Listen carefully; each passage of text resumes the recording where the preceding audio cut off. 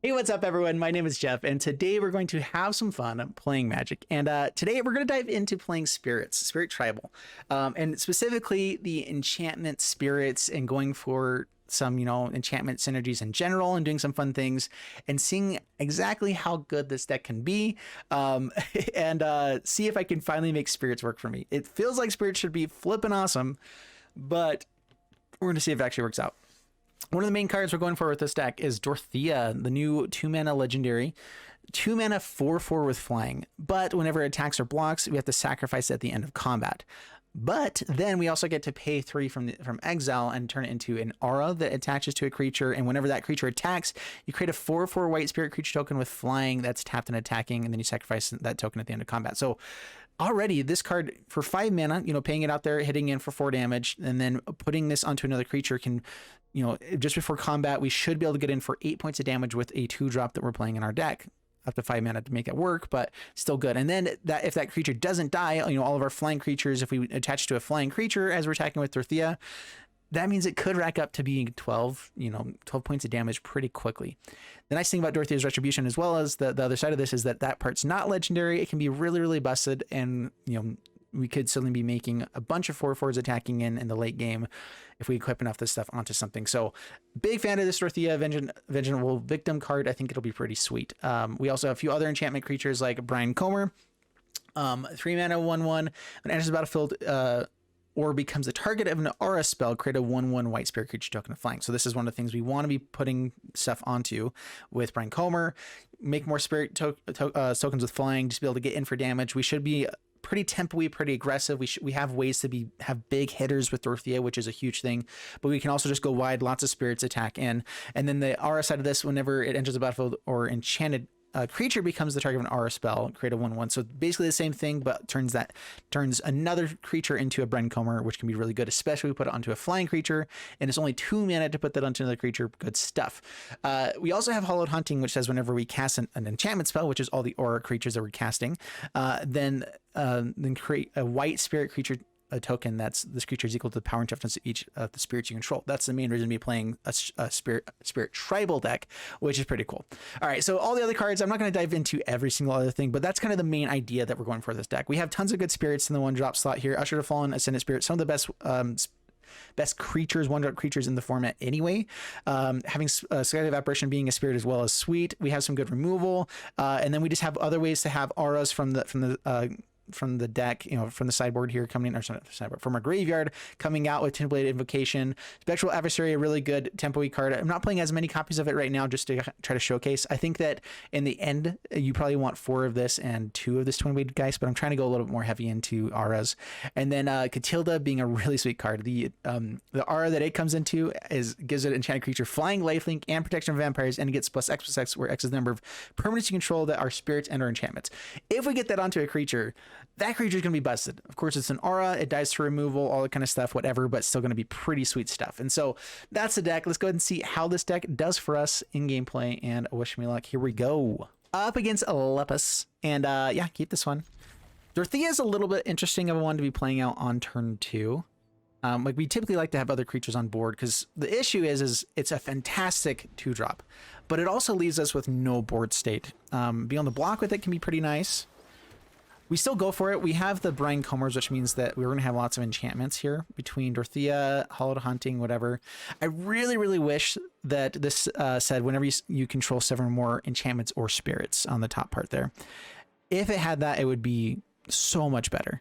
It would make it a little bit more focused on spirits itself. It would help with, just casting more enchantments, would give you more spirits. It would get to that 7 a lot easier. And I don't think it would be I don't think it would be busted if it said that. Having it focus completely on enchantments for that flying vigilance part. I mean, yeah, I guess it would be busted in some ways, but whatever. All right, get up, Brian Comer. Attack in. Yeah, we still have a decent board state. Down to 16, past the turn.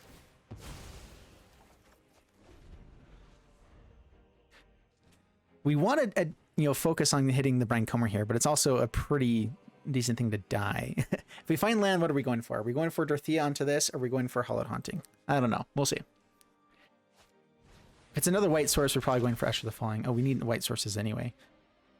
Now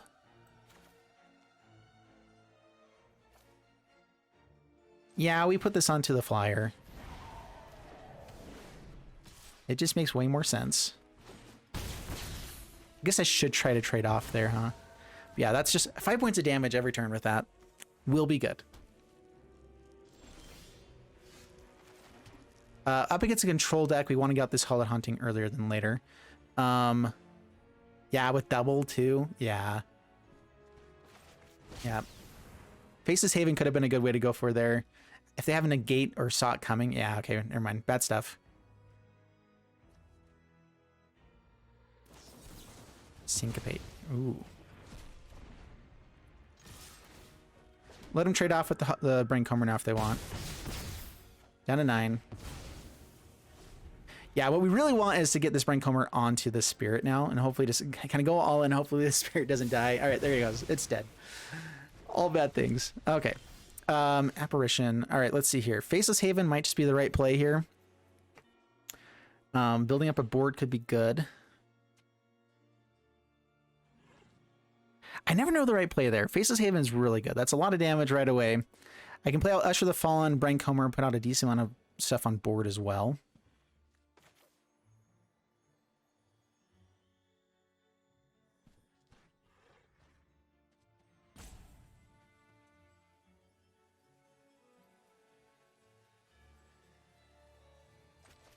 Yeah, we'll build up the board a little bit more.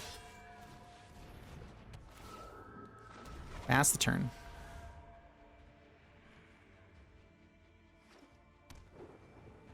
That gives us 8 damages next turn. Faithful Mending, gain some life. Hopefully they don't put out another blue source here. I'd like to stick the Hallowed Hunting and kind of create some inevitability.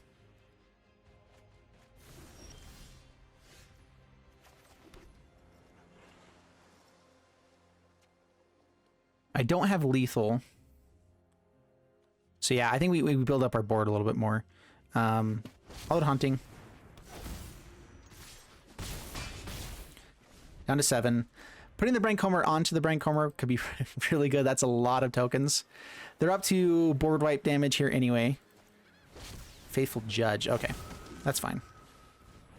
Apparition's pretty good against that. Dorothea's pretty sweet here too. Can't play anything else if I play that. How do I win?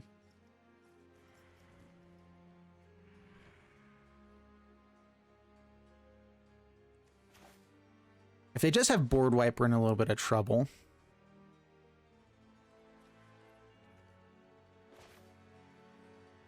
All right, Apparition, get rid of Faithbound Judge.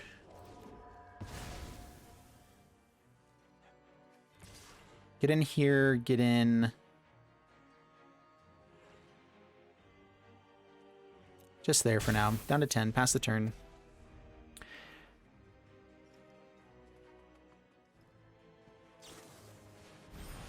Faithful Mending.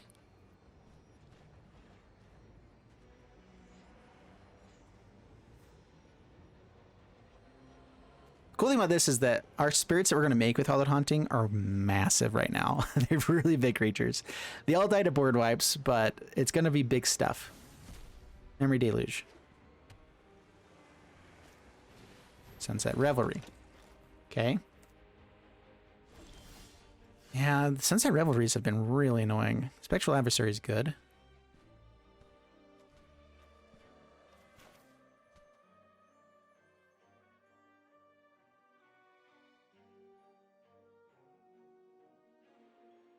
All right, put this onto here. We're going to force the board wipe to happen. We have Spectral Adversary afterwards, but this is just a massive creature. I'm not going to play out the Dorothea, I don't think, right now.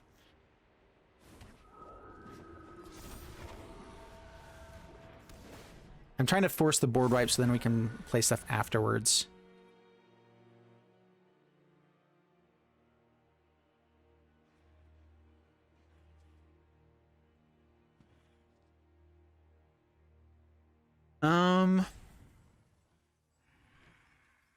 All right, so attack in.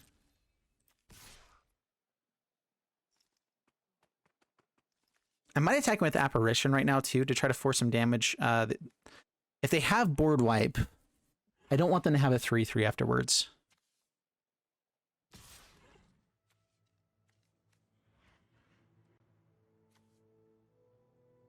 Getting rid of more blockers could be nice too. I think we're winning through these flyers though, so yeah, hit in, pass the turn. Yeah, with the Memory Deluge and whatever, they should be able to find board wipe pretty easily here.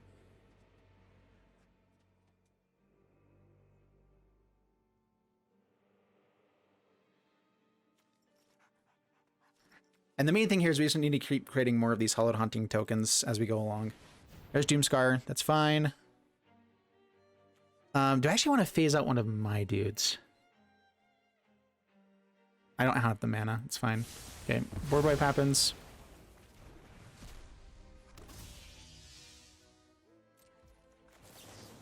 Adversary, at least keep some value on board.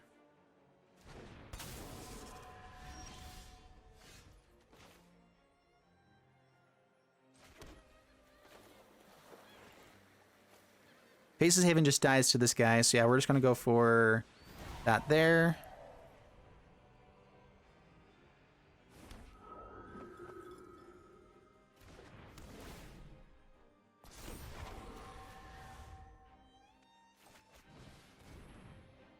Dorothea. Down to 13. Holding on to Usher the Fallen because I need to always have a creature that we can put auras onto to make this valuable and worthwhile. Yeah, now we have a decent board state again. Like this is what I like about this deck, is that we get to rebuild pretty well once we have something like Hollow Hunting. Dude, you have found every single Sunset Revelry. Yeah, that is 4. That is so many Sunset Revelries. And it is pretty good against us. It's not like the most specific thing, but it's not fun.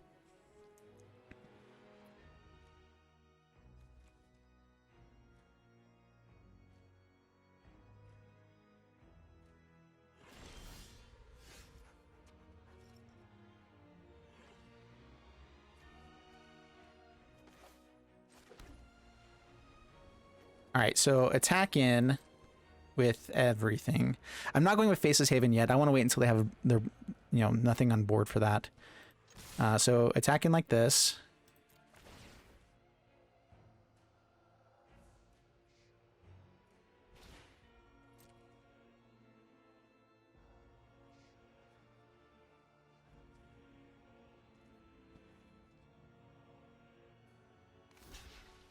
Yeah, double blocks, that's fine.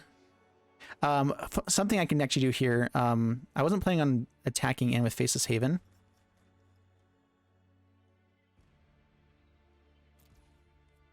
We actually keep that alive by just bringing out Faceless Haven as a spirit here. This becomes a 5/5.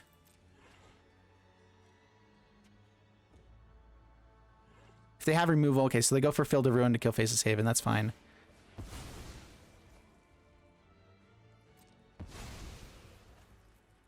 I'm just forcing him to do stuff now, which is still good for us. Blue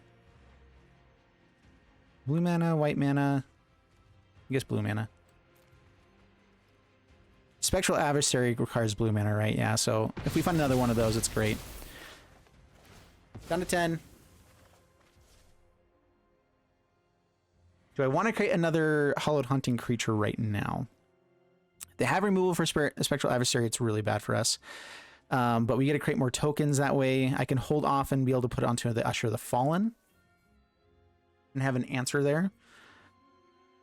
Forcing them to have board wipe is pretty nice, though, where I'm not really putting on enough pressure without doing this. So yeah, we'll go ahead and do this. Lots of stuff right now. I'm hoping that they didn't find board wipe already.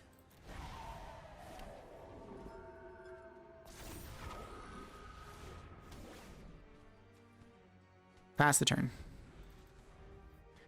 And I want to be presenting lethal as much as we can, or something close to it as much as we can.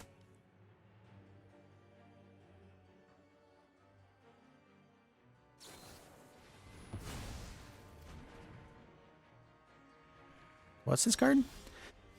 Destroy target creature with toughness 4 or greater. Interesting.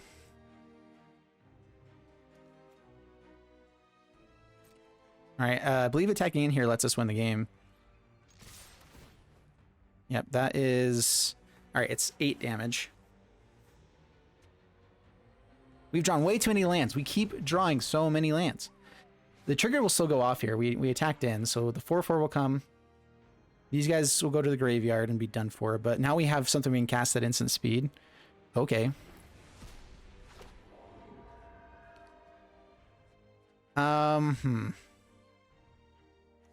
When do I cast this out, though? They don't have counter magic right now. Do I get out Usher the Fallen? No, I think we just passed the turn. I should have played out the land, though. That was a mistake there.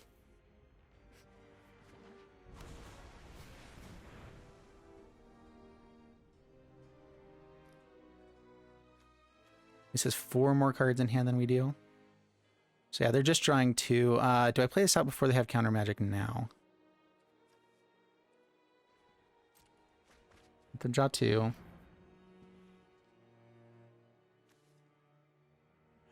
I need to play out the land there. I'd really messed up there. Okay. 6.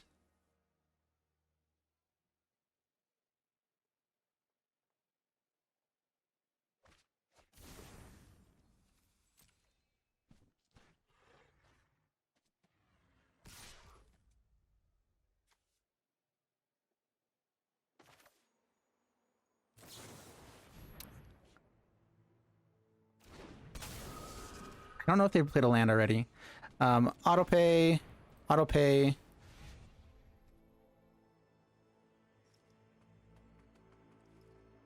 Spent zeros. Yeah. Just trade off there. Opponent scoops it up. Sweet. And we had lethal. Whew. Alrighty. Not too shabby. Up against a Thamer, and already starting off in a great way with double Dorothea, exactly what we're looking for. And then some removal. Dream Cycle Geist also being able to tap down creatures, make sure we're getting in for damage. Ooh, and a 1-drop? Okay then. Don't mind if I do. All right, lots of damage output here. Up against a control deck could be pretty swell stuff. Dorothea is one of those weird ones where they're probably not going to want to kill this because it gets value being in the graveyard that we can put onto another creature. So if they spend a removal spell, it's okay. It dies anyway by just, you know, playing it out there, so it doesn't matter as much for them there. Yeah, we'll go Dorothea here first. Not going to attack in yet. We have Dream Skyclave Apparition for the next turn. To get rid of Shamelgeist. What does it say? Whenever at the beginning of combat on your turn, choose up to 1. Tap target creature. Target creature doesn't untap during its controller's next untap step. Okay, perfect. So we actually might just throw out some more damage on the board here.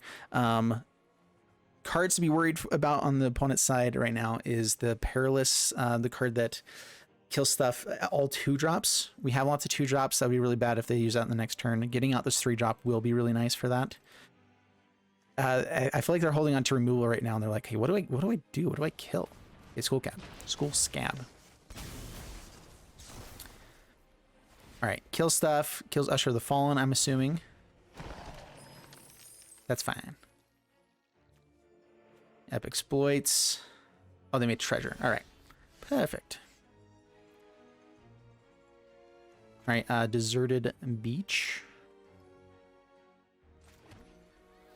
Alright, now what are we trying to do?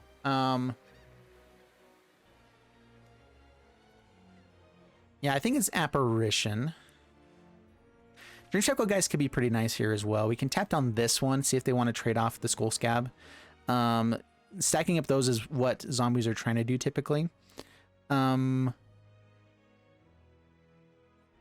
This is something that will be difficult to deal with in the long run. Where Skyclave Apparition, if they already have removal, it's a little bit annoying already. All right, so yeah, we're going to do this out. This will be the perfect card to put the Dorothea's guy onto as well. So tap the token zombie. And yeah, I'm fine with Usher the Fallen trading off here. That'd be just fine.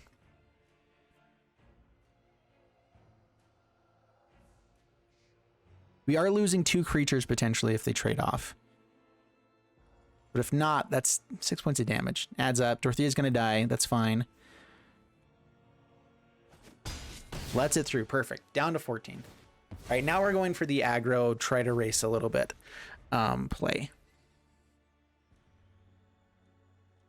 If they hold up mana, we don't go for the Dorothea onto the Dream Shackle Geist. If they do hold up, if they play stuff out, we'll see how bad it is. Skyclave Apparition or Dorothea's Vengeance on this next turn. Playing out the other Dorothea as well once we get some more mana, up to 5 mana. Good stuff. Everything about this is just working out quite nicely. It's just a matter of how good is their answers for what we have. We should be able to close this out pretty quickly, though. 7 points of damage with Dream Shackle every turn. Hammer tapping down one of their blockers. Oh, yeah.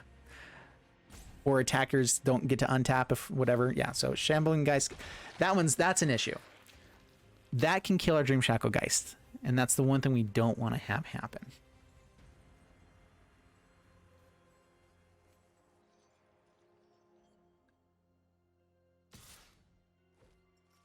Yep, no blocks. Down to 18. So now we have to deal with this Shambling Geist.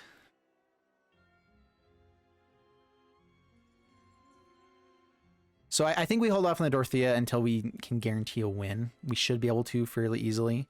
I can go for Usher Fallen and Dorothea, just get another 4/4 out in the battlefield to be attacking in with. That might be the better play than, and we can save the Apparition until we know we need to hit specific things. So let's get out Plains.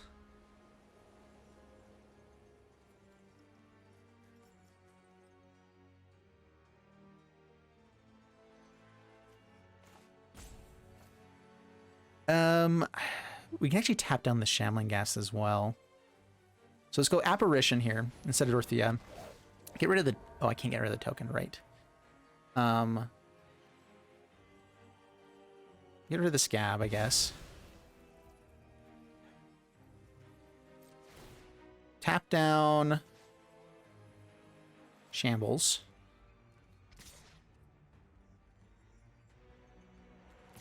We'll attack in there. I'm fine trading off for the token.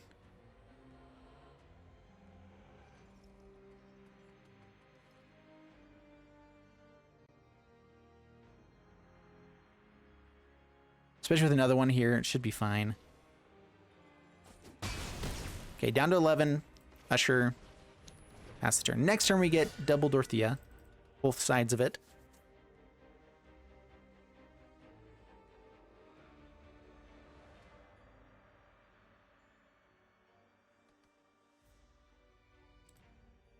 Yeah, overall, I'm really liking this deck. I think that there's a lot of good stuff that's going on here.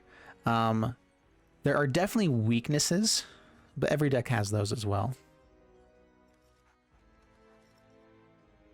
I'm interested to see which matchups really work out with this one, because I feel like this is a solid deck for many a matchup. But we'll see in the long run. They know we have this Vengeful Victim. They're holding on to removal or mana right now, which is bad stuff. A Village Rites just kills our Dream Shackle Geist or whatever else. Okay, Deserted Beach. Dorothea.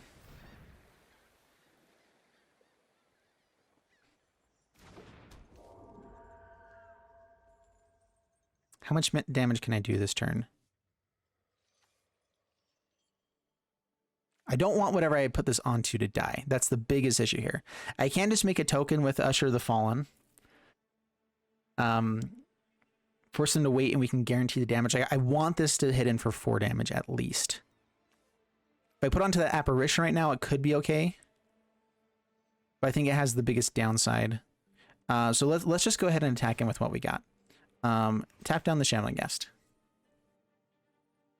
I didn't want them to be able to respawn before the Dorothea thing happened there. So now they're probably going to sacrifice, kill the Dream Shackle Geist, but we at least get to get in for the 4. And we are going to boast.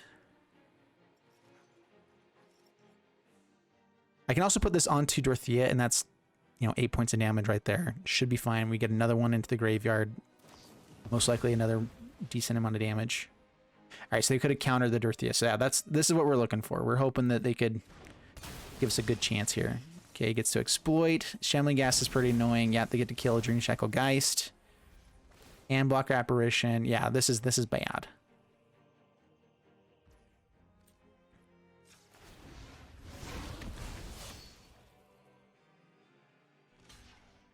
Yep, they get a 2/2 out of this. Good play for them. Killed most of our board.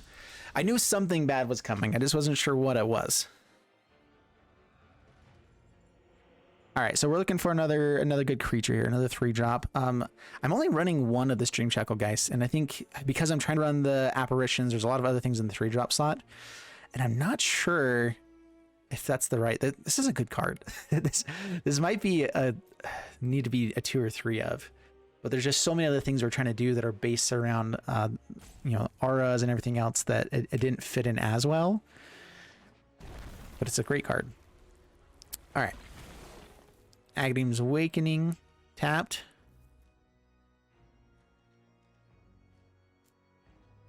Passes the turn. Ooh, Apparition is big.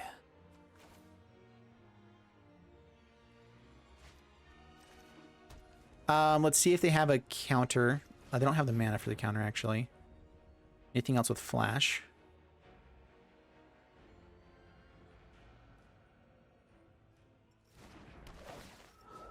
If they have removal, they can get a 4/4 out of this, but at least it won't be a flyer.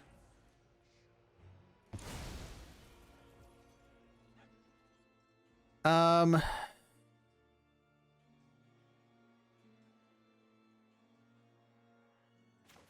right, what do we put this on? I'm going to attack him with, I think, everything. If I put it onto the 1/1, they kill this instead. If I put it on the Usher of the Fallen, they're forced to trade off. Putting onto Dorothea can just guarantee it goes through, but it doesn't matter as much here. Man,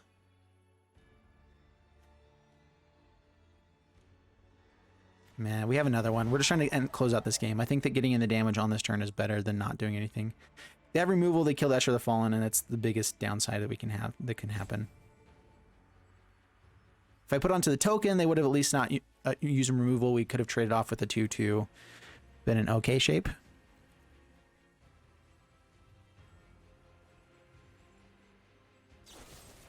Our word kill. Yep. All right, had the removal. That's annoying. Attack in. Down to 5 past the turn. That goes away.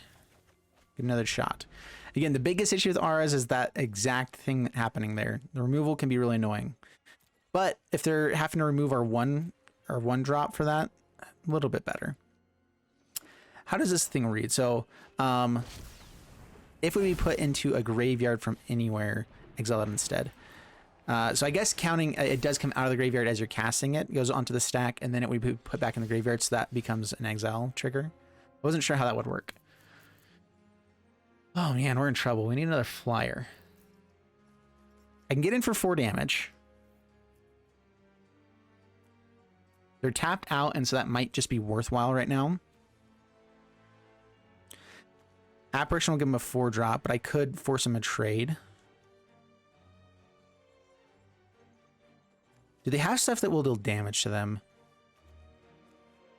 Like, I'm not sure if it's worthwhile to get them down to 1 right now.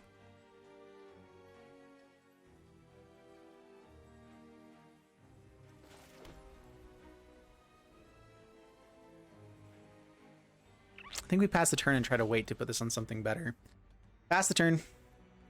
Especially because we do have the 4-drop that will create spirits for us when we cast out enchantments and whatever. And we're just going to have to try to create more flyers. If we have more flyers, we do really good. If we don't, we're in trouble. Necrodality, yep, Headless Rider. That forces no, this wasn't the one that forced him to lose life, right? Yep, that's good stuff though.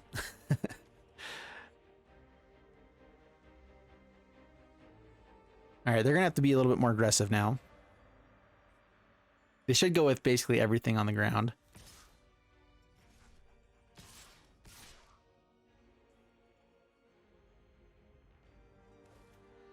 Seven, no blocks. We'll take it down to 11. Ugh, man, not good enough. Not good enough.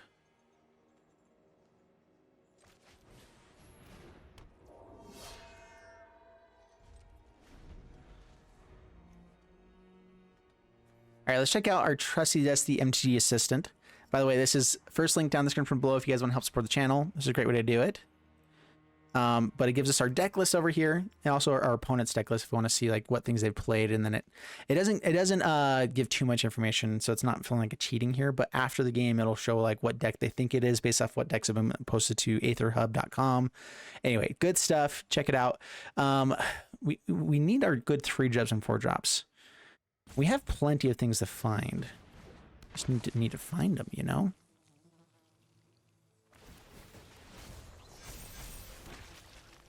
Yeah, opponent's going off here. We need to not die.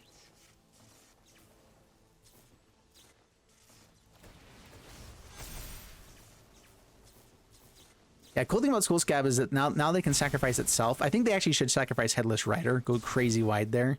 If they sacrificed the Headless Rider, they would have been able to create like so many zombies right then. I guess they still do it here. Yeah, Champion of the Parish it's a wee bit big. Opponent's going off. Man, we were so close to everything. We've drawn way too many lands. I mean, this is 7 lands in a deck that the most expensive thing is a 4-drop creature or thing. Yeah, so bad stuff.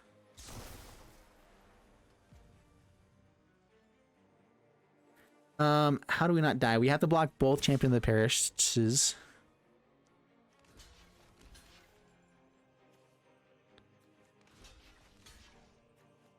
6, 7, 8. Blocking here doesn't really help us. Does anything cause them damage here? Nope.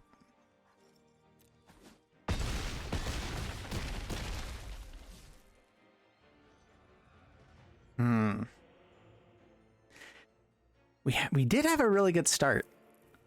This is just not good.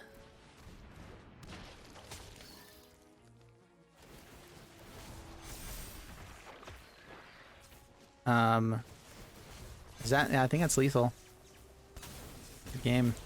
Yeah, so this one, yeah, when it exploits, and then we lose 2 life, then they have another one. And we did have Hello Hunting off the top. We just needed that, you know, earlier. Oh well.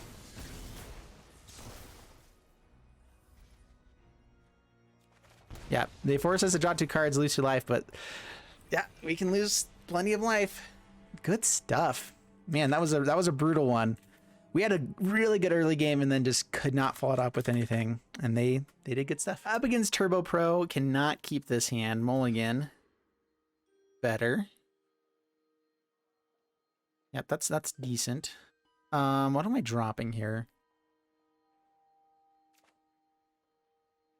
I think it's an Usher of the Fallen. We want to keep our lands to be able to utilize this a little bit better. And we're looking for just more creatures to play so we can actually get value from Spectral Adversary. I'm totally fine playing this as a 2-drop if nothing happens. In fact, do I want to just boast here? Yeah, I think we do. I think we remove stuff and then we wait another turn with Spectral Adversary. I'm expecting this is werewolves. Yeah, if they just have removal, that's fine. Apparition.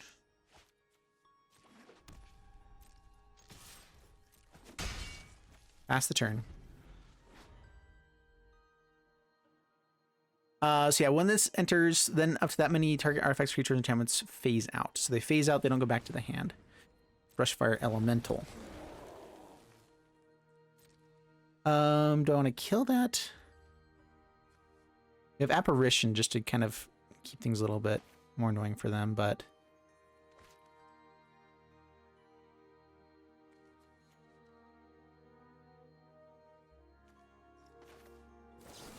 Yeah, Fateful Absence.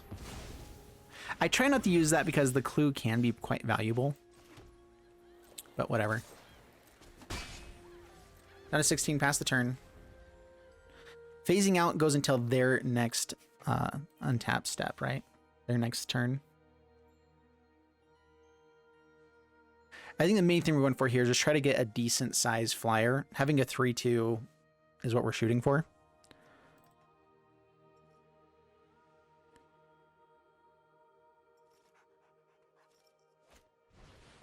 Scoot Swarm.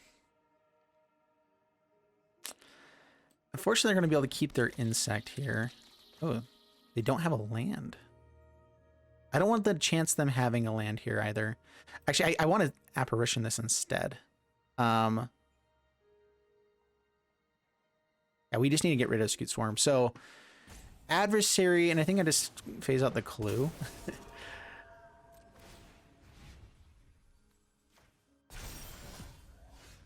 Ooh, Faceless Haven's nice. Not quite enough Snowlands. But Apparition gets Scoot Swarm. 4 damage a turn, get rid of their stuffs. So they're a landfall deck. Down to 12 past the turn.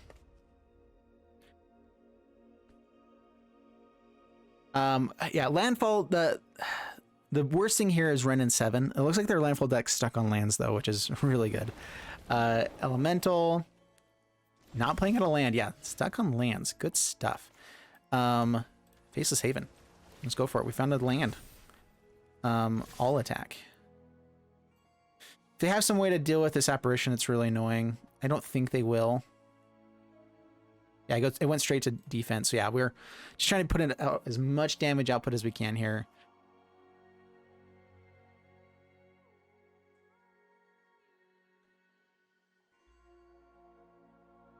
Seven, 8, 9, 10. Go down to 2. Having Spectral Adversary as a flyer is really nice. We need to start, stop drawing lands and get something else. Yeah, this is... Dude, we're drawing way too many lands. Is this 8 lands right now? Who gets a landfall deck that has all of them? A seventh land. At least one of them was Faceless Haven. That's nice. That would have been nice in the last one too, a little bit. But... All right, opponent. Needs timing us out here? Probably. All right, opponent drops the 2. I believe they're timing us out here. We'll see. All right, opponent finally scoops it up. Oh man. If you're going to give up, just concede. It's a really easy thing to do. It's fine. I don't think I did anything offensive there to cause the timeout before, they started timing out at least. Oh well. All right, we're up against Winter Sun, and this is a little bit of an awkward hand. I mean, we keep this because the Skyclave operations are so awesome, but we'd love to have a little bit better early game. I mostly want to see if we can get to the Hallowed Haunting and see how good that ends up being. Ooh. All right, good stuff. All good stuff. Yeah, Faceless Haven being really solid here. Liberator. Oh, that's a bad one for us, though. All right, Snow-Covered Island. Ascended Spirit could be a nice one to get out here. We'll play out the Geist. Pass the turn. Geist would actually be really cool to put onto an Ascendant Spirit that gets, like, up there at some point. That's another way to win. Yeah, so this enchanted creature has double strike. So this is just, it's a double strike creature, which we could stack up, start getting a little bit bigger and better. The Catilda enchantment thing would be really sweet onto that. We do trade off. We don't want something that can kill all of our R's and stuff. That was really what I was hoping for, was a trade off there. Not snow stuff. Yeah, so we go here, we go Apparition, kill you.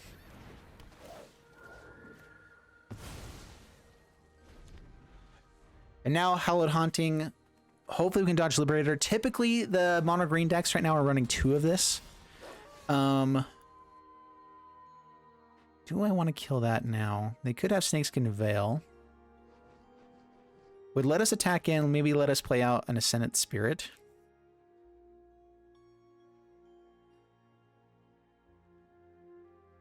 And Hallowed Haunting is really only good once we can play out some other enchantments.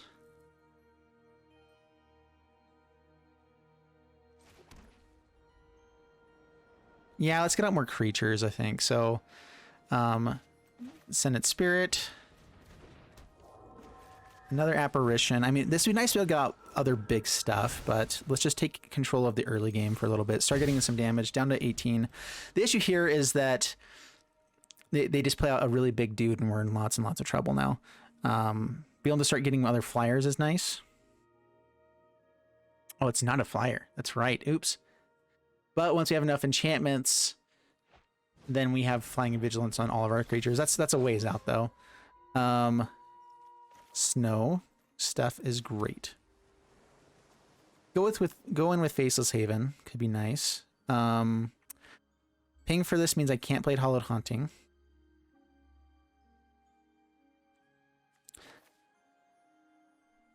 I think I get that out anyway, though. And we just say no attacks, pass the turn. We're fine. All right, more Snowlands for Ascendant Spirit. No! Oh, curse you. What the junk? They're playing all of them? All right, let's get some value out of this just to start things off. Snow-covered land. Sweet stuff. Let's go with all the non-snow things. Oh, we actually have a lot of snowlands. I just realized. Okay, so I can buff this up quite a bit. It can become a 4/4.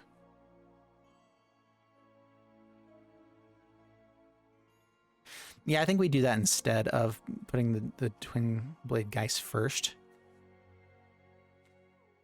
So whenever we cast something. Yeah, buff here. Go there. And we're going to go aggressive, down to 14, past the turn. We don't have blockers for Werewolf Pack Leader now. Ooh, we didn't cast a creature right.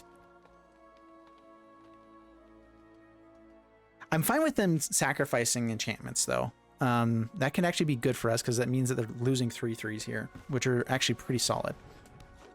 Sculptor Winter, Sculptor Winter. Yeah, attacks in for a bunch, draws a card. It's just when it attacks when it flips over? Oh, I didn't know that. That's bad. No blocks take 1,000,000. Down to 11. Alright, blockers is good. Is buffing better?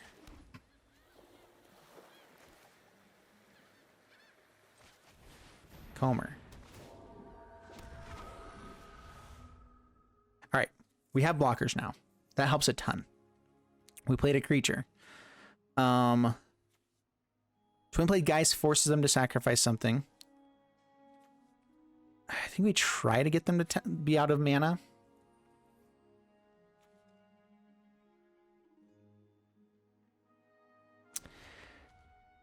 Let's just go for the card draw. It's still 6 damage. It's good stuff. I can start blocking with apparitions as well. They won't have any flying protection here. Another blocker's good. Raincomer is a good thing to put in the graveyard here as well. So yeah, good blockers all around. They can buff up the pack leader, which is annoying. 3/5. I think we block like that there. We block here. They're hitting it for 6 right now.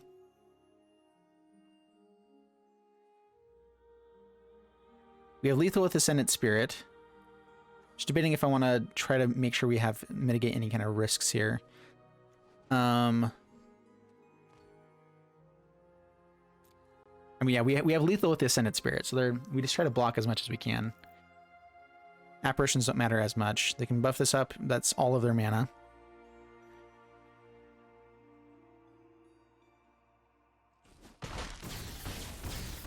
Down to 5.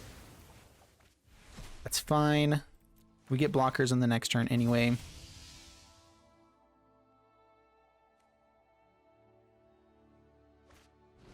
Mammoth. No reach, no reach. All right, we're good. I think we're good. No reach, no removal. This just gets another counters onto it, right? Yeah, so we got him there. Sweet. Like it, yeah, Ascendant Spirit is a good 1-drop. That's the coolest thing about Spirits. If you're playing a Spirit Tribal deck, you get some of the best 1-drops in the format. Like all of the creatures are really, really powerful. The issue is being able to close it out. And I'm really hoping that we can close it out with the Dorothea. We'll see if it keeps working out for us here. All right, up against Varus, and pretty decent hand. We'll keep this one. On the draw, we have some removal. We have decent 2-drops, 3-drops. Ooh, protection from vampires all of a sudden becomes much better. Lead off with Beach. Pass the turn. Actually, this double strike stuff gets pretty good as well.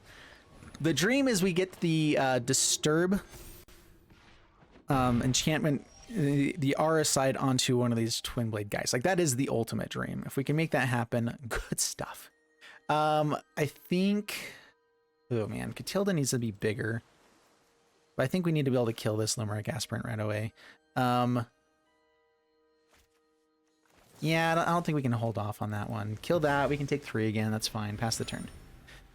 The issue here now is that Catilda is a little bit interesting. It does have protection from vampires, but not from removal. This is just Boros. All right.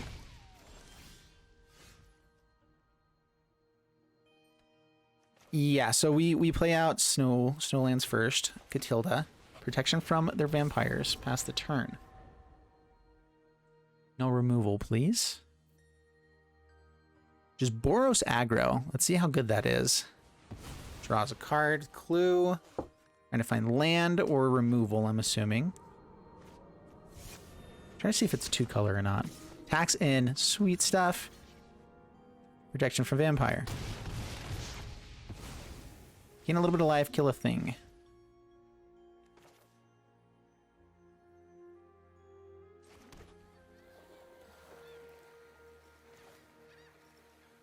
All right, Dorothea. Twin Blade. This Catilda is going to be sweet. It gets bigger and bigger. The lifelink is awesome. Do I get in for the lifelink now, or do I try to... if they have removal, it's annoying here. The protection from vampires is nice, but they've drawn enough cards. I think we're in trouble. I think we go for the lifelink. Down to 17, gain some life. I'm fine if it dies, because then we get to put onto a Twin Blade Geist, and life is fantastic.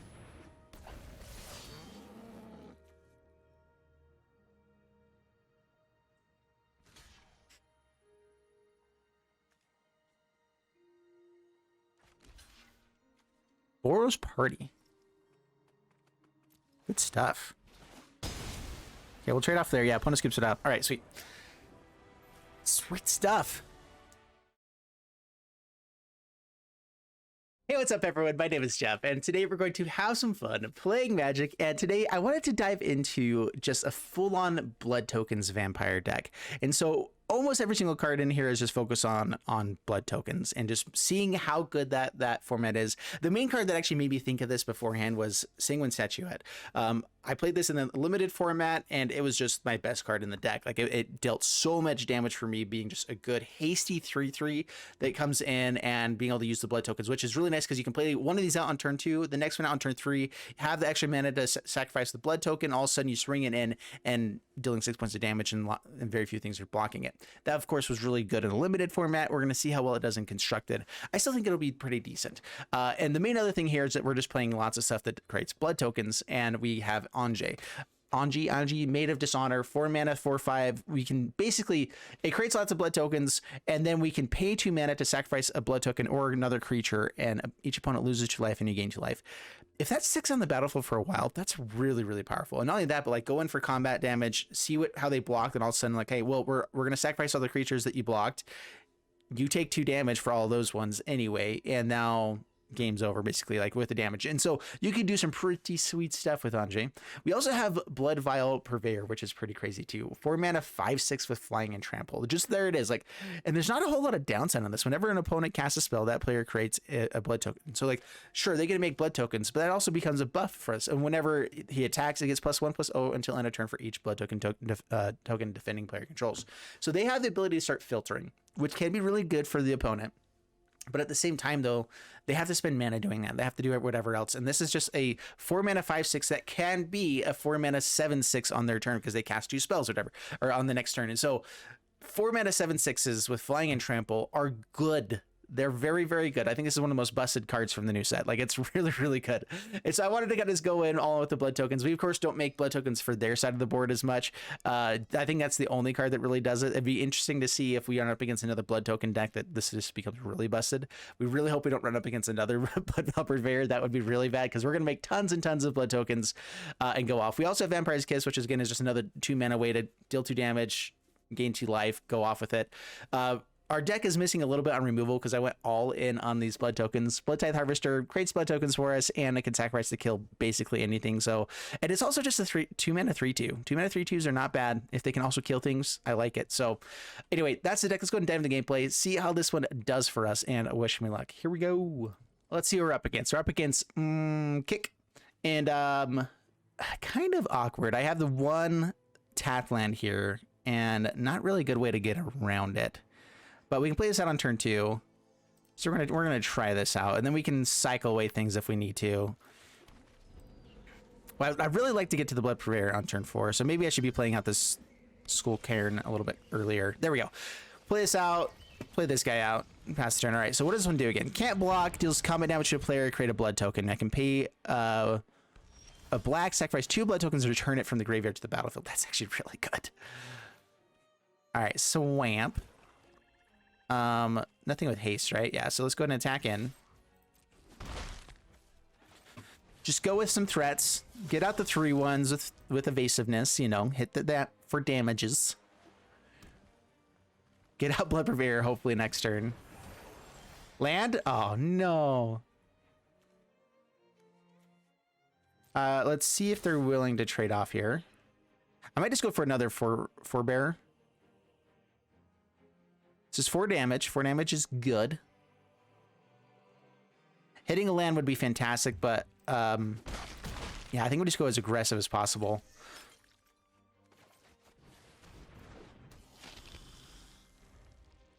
Okay, 2 blood tokens. Yeah, what do people do against this? Like, it dies to a lot of removal. It dies to Skyclave Apparition, dies to whatever else. But still, like, that's a busted card right there. I'm really excited for it. Gnarled Professor. Does this have reach? Does not have reach. Therefore, mana 5/4 is not even close to this guy. Oh, we still don't have a land. All right. Well, do I start cracking these things? Go to combat first. I think I.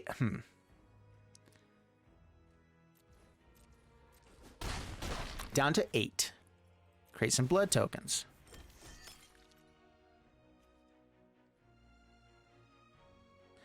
Not a whole lot of red mana either. Let's get rid of... So, use a blood token real quick. Let's drop Pit Fighter. I like the 1 point of damage that this gets in just naturally, so I think Pit Fighter probably won't do as good against this matchup. Statuette is pretty nice. We can use that next turn. Not a land, though. We're really hoping for a land there. Let's go Blood Harvester. Even if we just go Statuette next turn, we have quite a bit of damage running at their face. We can also just kill the Gnarled Professor here as well by tapping this down. Yeah, like, we're set up, you know?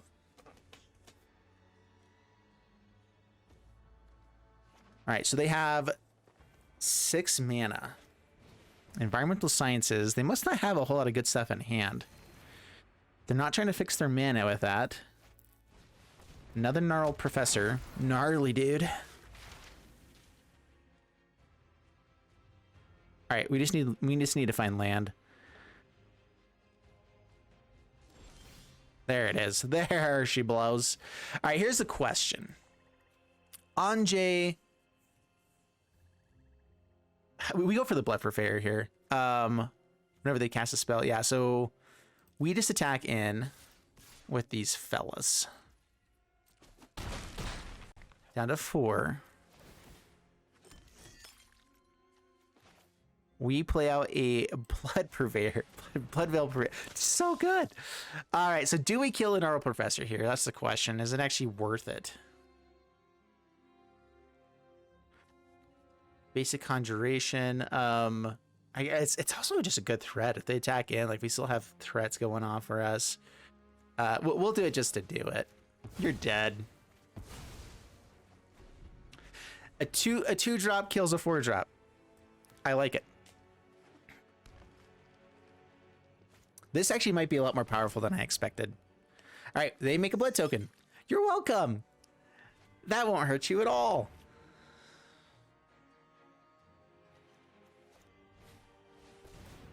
This also gains 3 life. I always forget about that. Yeah. And now they... Yeah. Oh, gosh.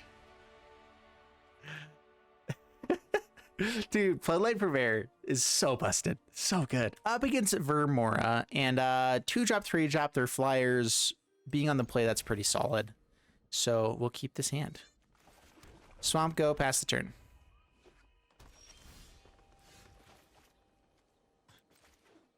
Pathway, Bloodcaster, go.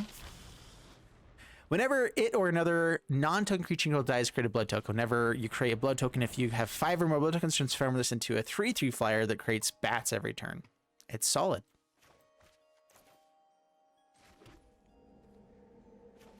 Let's play it out, attack in. And then we'll have Anjay. Whenever it or another vampire enters the battlefield under control, one or more other vampires enter the control, gets to create blood tokens. Only triggers once each turn. That is a little bit annoying, but that's fine. Vampire's Kiss. All right, so Castle Dracula, I guess I can get out. It doesn't really matter here now. Anjay is also just a 4-mana 4/5. Like it's actually good in the format right now. We're just trying to make as many blood tokens as it can to get up this up to start making really good stuff. This is great on turn 2, where it doesn't actually make anything. It's fantastic later on as well. No blocks, that's fine. Down to 13. Let's start gaining some life now.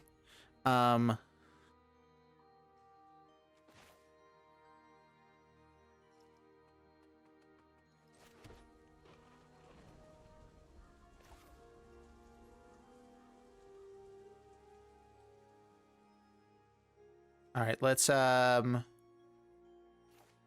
think we win on this turn. Let me do this outright. Okay, so we have Bloodcaster we play out first. I don't think this gets haste, unfortunately. So that's probably the main thing that doesn't let us win here. But create 2 blood tokens. That's enough to transform these fellas. And unfortunately, this one doesn't get haste. And then we go to combat. Which ones are the new ones? I don't know if I think they get haste, but I can't remember. All attack. Yeah, I think that's lethal. Yeah. All right. That's awesome. Woo, okay, that's super cool. All right. I was definitely undervaluing, I think, the Dracula or whatever. That's Voldarian Bloodcaster. That's good stuff. Creates bats as it's attacking in and everything. All right. This is a good deck. I like it. Up against Ohana. Fun fact, this guy actually lived in Hawaii for a couple years. We're gonna keep this. It's a little bit awkward with the tap land, and I think we do lead off with that. And I'm fine playing out the Pit Fighter a little bit later. These Harvesters are actually sweet too. I'm excited to see how good these guys are in general. They get value immediately. It's a 2-mana 3/2 that gets at least some value immediately, and then can kill other people's stuff if it ever gets outclassed, which does happen often enough with these kinds of guys. All right, so does anything have haste here? No. All right, so we just attack in.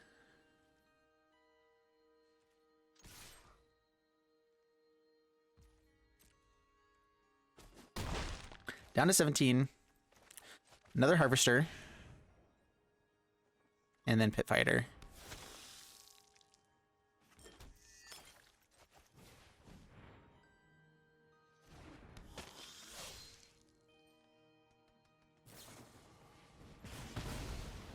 That's fine. All right, cool.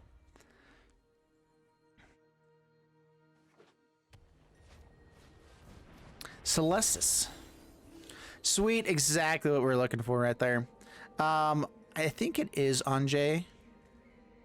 Yeah, it dodges a lot of the removal in their side of the stuff anyway. Let's go ahead and attack in first. That's 6 damage. I like it. Anjay. And now if we find a land, we have 1 damage here plus 4. So 5, 9. Yeah, that's lethal pretty quickly if they don't have lots of answers right now. Goldspan Dragon, that's fine. All right, so 7, 8, 9, 10, 11.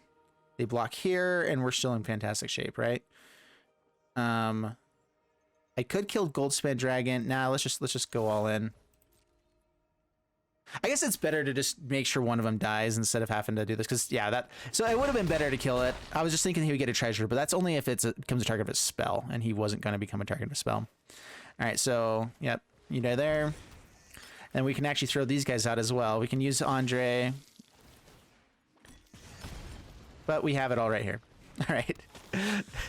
Just a few blood tokens, no big deal. That's so many. We had 8 blood tokens by turn 5. This makes a lot of blood tokens. That's pretty cool stuff. All right, up against Jarden, and pretty good hand. We're gonna keep this one.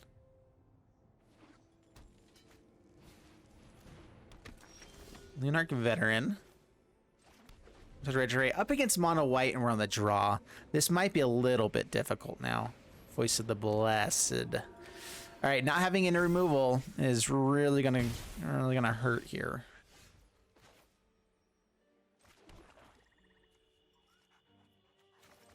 All right, go with Statuette. Pass the turn.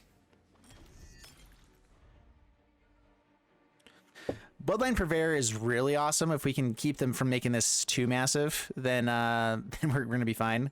But yeah, the flying and vigilance is what's really gonna hurt us. And that we're trying to like go with a game of so we win by attrition with this deck, and they're getting enough life that it's not gonna help us a whole lot.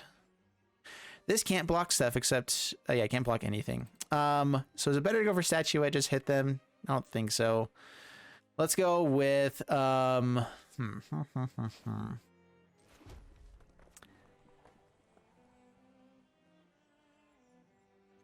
guess it's just Forebear.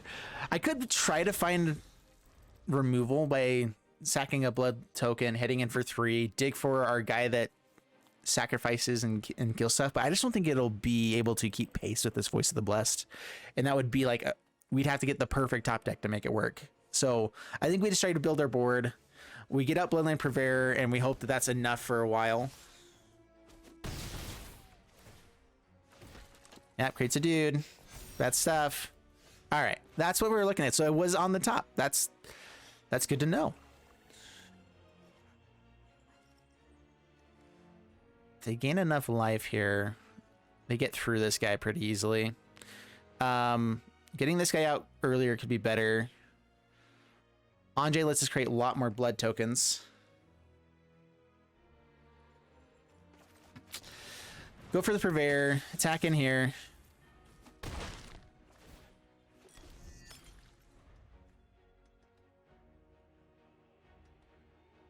Getting out Andre could have been nice because we could at least start finding ways to gain life and kind of keep going. Tar's Call.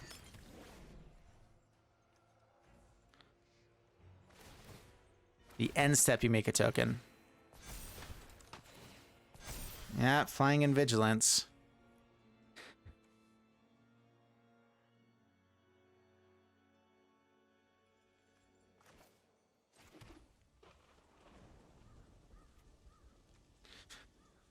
We really need to get out this Harvester and quick.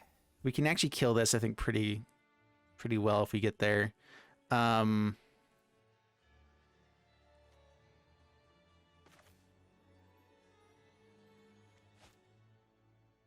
Yeah, we have to go Harvester first. It would be nice to be able to gain a little bit more treasures, blood tokens. But let's see here.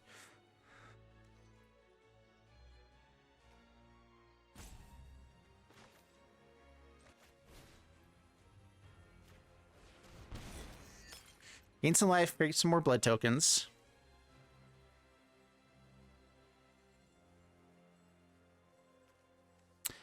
It's not going to help being a blocker here. I don't want to block with Purveyor, so let's go ahead and pressure while I can. You become a 6/6. Trade off with Voice of the Blessed. They won't actually trade off here. The issue here is that they can attack him with the other stuff. Pass turn. Okay. I probably should have attacked in here anyway. Counters on target creature you control whenever you gain life. Yeah, they're going to gain some life this next turn.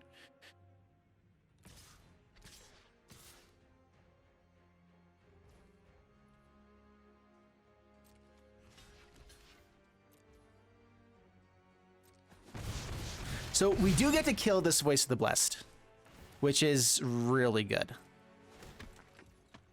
They're going to put lots of counters onto it, though. It'll become indestructible, potentially. So right now we can do -10 to it.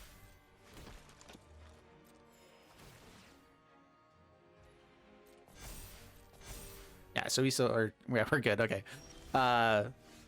Dracula. Anjay.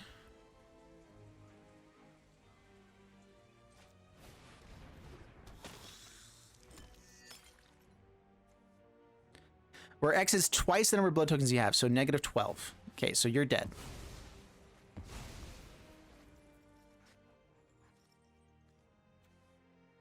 And now Anjay.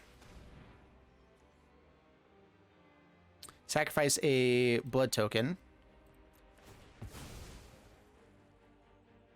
Take action, create a 3/3. All right, so how aggressive can I go? I swing in here. Our life total is still at 7.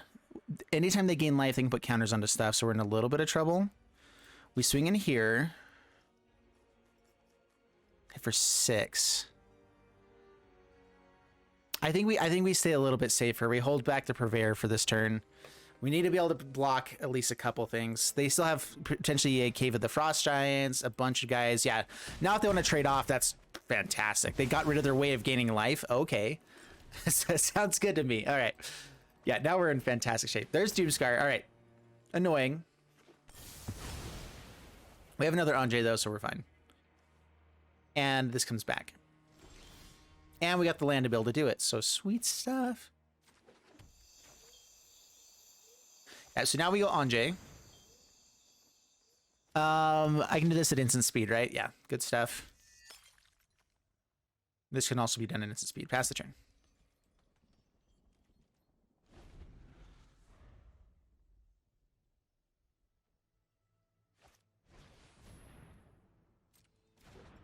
Voice. Phantom. So whenever something leaves the battlefield. Got it.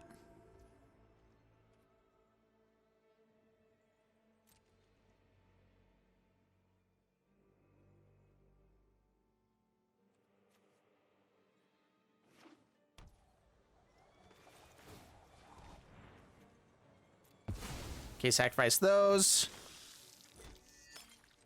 Activate this. Sacrifice the one we just made. Ooh, yes. Good card. Make another token right then, and then we transform. We go all in.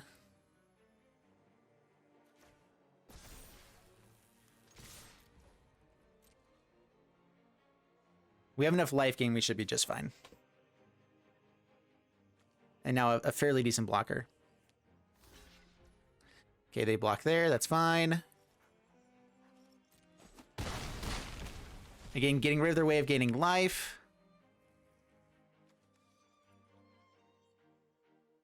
And pass turn. I like this deck. This is good. I don't think I have every part of it perfectly planned out, but like this does some pretty sweet stuff.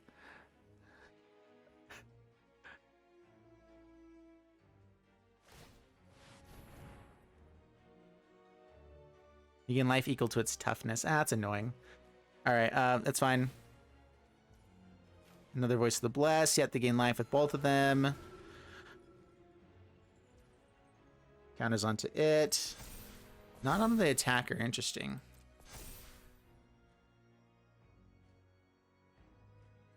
They're staying in the game, that's for sure.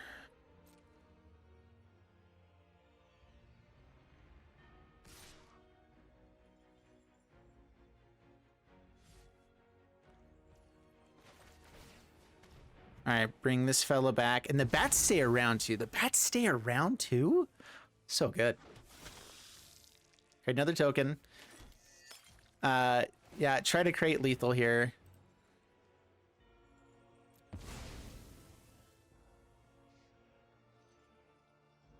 Yeah, opponent scoops it up. Yeah, they're down to 8, down to 6. We hit in for 6 right there. Actually, more because we'll have the bat tokens as well. It's just so good. I really, really like this. All right, up against Prince Prospero and Sweet Hand. We'll keep this one. Yeah, go for the Epicure here first. That's the turn. I like this because Harvester's a really good play, regardless of what they end up playing. If they're playing creatures, sweet. If they're playing, you know, whatever else, sweet. All right, play out the Swamp. Bloodcaster, they have a blocker now for it, so not quite as good. So we go for the Tithe Harvester.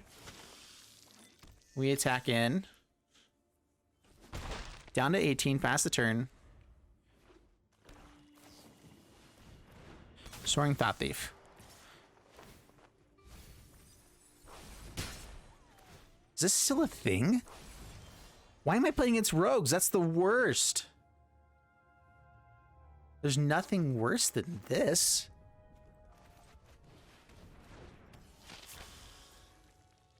I'm just gonna get in for damage. We're gonna go a little bit aggressive, down to 15, pass the turn.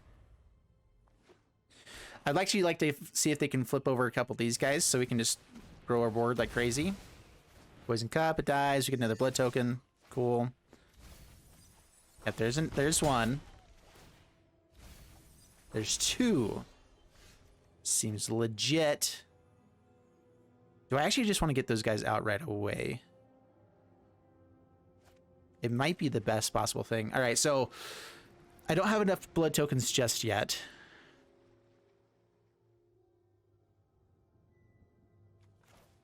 All right, we actually do. Statuette. Glad it paid for the right things there. Go for one of these guys coming back right now. Sacrifice these two. This becomes a hasty dude. Take action, doesn't matter. Bring the other one back on their end step. Pass the turn. Good game indeed. Take that, rogues. Don't show your face up here again, ever. Not in my house. Hey, what's up, everyone? My name is Jeff, and today we're going to have some fun playing Magic, and we have a new set here today. It is Crimson Vow. Innistrad Crimson Vow is officially out, and super excited to dive into this. We have a bunch of recording to do today, so I'm going to be getting right into this here quick. But what we're playing today is Duality Zombies.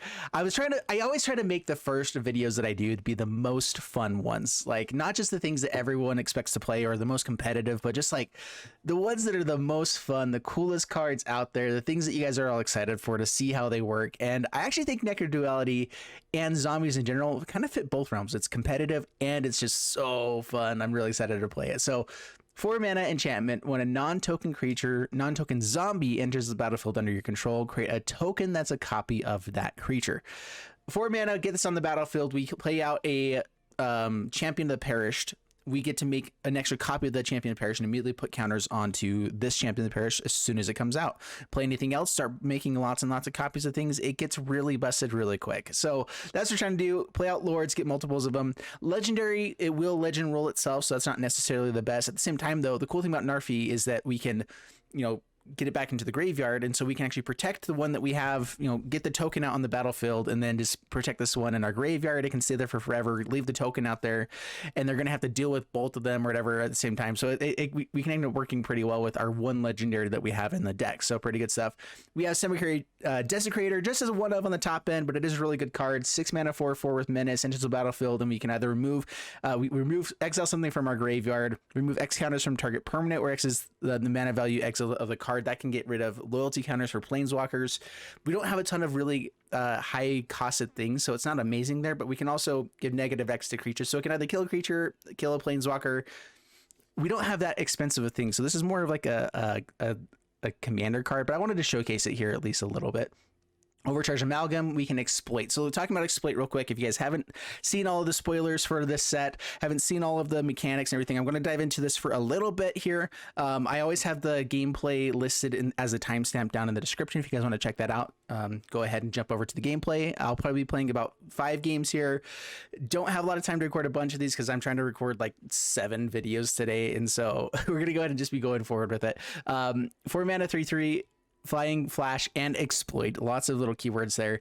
It can enter the battlefield and sacrifice a creature. If it does exploit a creature, counter target spell, activate ability, or triggered ability. So this can actually activate Decayed Zombies that Tainted Adversary puts out. Or I'm actually playing a lot of the other Decayed Zombies because we're trying to play a little bit more towards Soul Scab, which brings us out normal zombie tokens whenever we exploit a non-token creature. So if we can exploit our Shambling Gas, which is by far the best one to be exploiting, so we sacrifice those to be able to do other things with Skull Scab, or Graph Reaver to be able to kill planeswalkers with this, then we can get these effects every time that we exploit a creature. This will give us an extra 2/2 black zombie creature token when anything gets exploited, any non-token creature gets exploited. So trying to focus a little bit heavier on that with Skull Scab, see how good it is in this one. Graph Reaver, I'm really excited for, just a 2 mana 3/3. We also have a 1 mana 3/3 in the zombie one, but it's an additional cost to cast a spell as exile a creature card from your graveyard.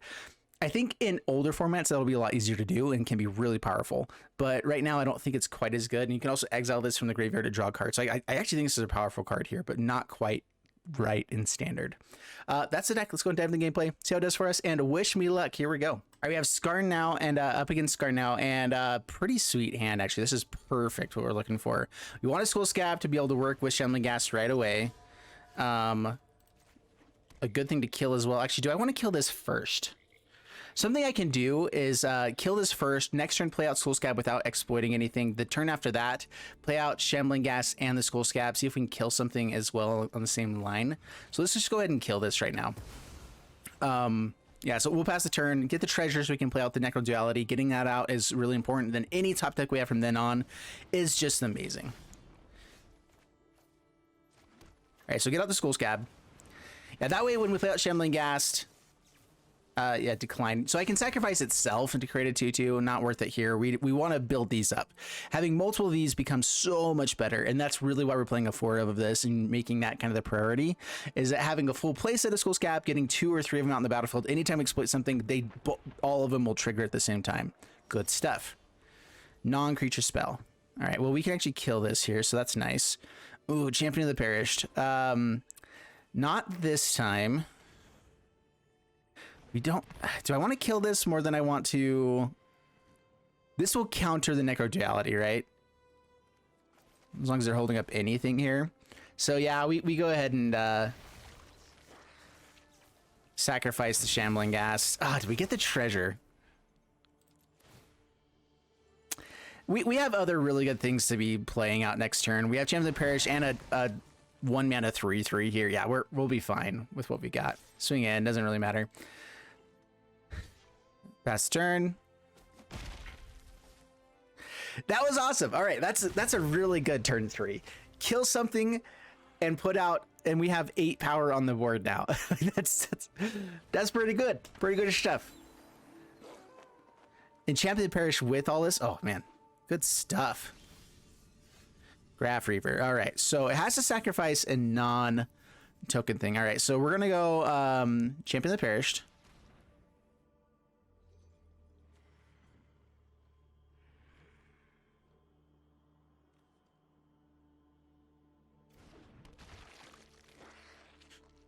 Let's actually go ahead and attack it now.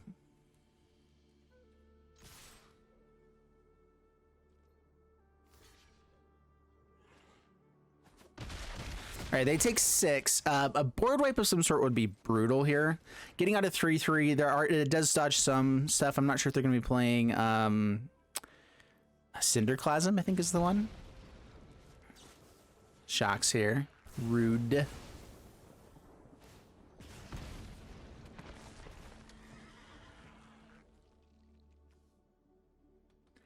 Getting out our Flash Exploiter guy would actually be really good to be able to dodge removal as well. The weird thing is like the only one that has Flash is the one that counters spells as well, so it stops the effect that you're trying to use. I wish there was more exploit stuff, or better exploit stuff. All right, let's go ahead and just stack in for now.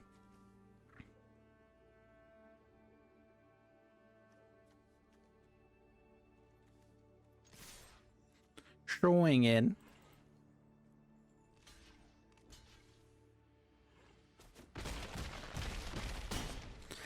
All right, so here's the question. 2 2/2s is better than the 3/3, right? And so if I come out and exploit this, I won't have a target to destroy target planeswalker, so it should fizzle, but I should be able to get the exploit and sacrifice this. So it's only non-token. So I'm not sure if I should be sacrificing this. This probably dodges more removal. It should dodge the Cinderclasm in case they are playing it. I still have the Graph Reaver. I'm not sure if they would be playing it here, but it's a little bit more guaranteed lethality, right? So I think it is the right play to sacrifice there in general.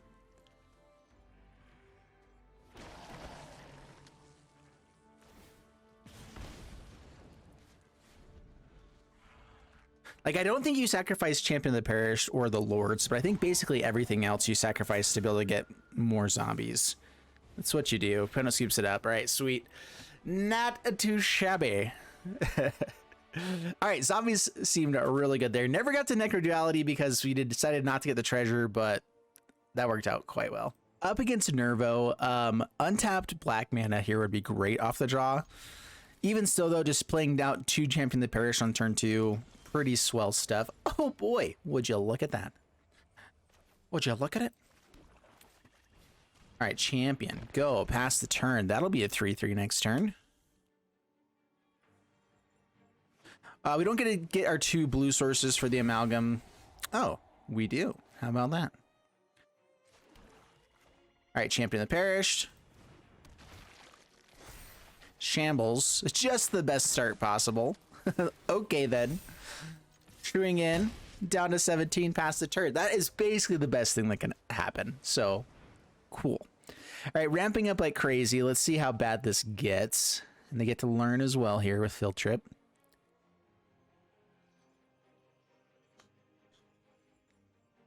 I think Field Trip would be a better card if it wasn't only for Forest. I think it's really annoying that that's how it's set up. All right, Marsh, another Champion. They could have some sort of board wipe or whatever, but we're just gonna play out everything here. Yeah, opponent scoops it up. Holy crap, that was an amazing draw. We drew exactly the lands that we needed. We drew the best top decks possible after the fact. Yep, that's good. I mean, yeah. Oh, good stuff. Up against Bartok, cannot keep that hand at all. Much better. Much better. Keep this, drop. Ugh. I love Deadly Dispute with Shambling Gas, but I actually kind of want to keep creatures around for this one. That gives us mana. Do I drop or removal? Or Tainted Adversary, maybe. Let's drop the removal. It's usually not the right idea, but we're here to have fun. Do cool things, you know. The shenanigans. The stuff.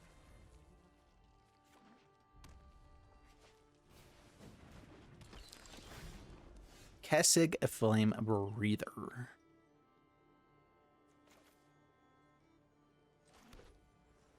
Play out a 3/3 that will get through this guy the next turn. Cast a non-creature spell. This one damage each opponent. Play out the Scab, swing in. They won't be able to actually block it here. Whenever they cast a non-creature spell. All right. I think it's Reaver. I want to hold off on maybe Deadly Dispute here with the Shambles. Decline. Just get out of 3/3.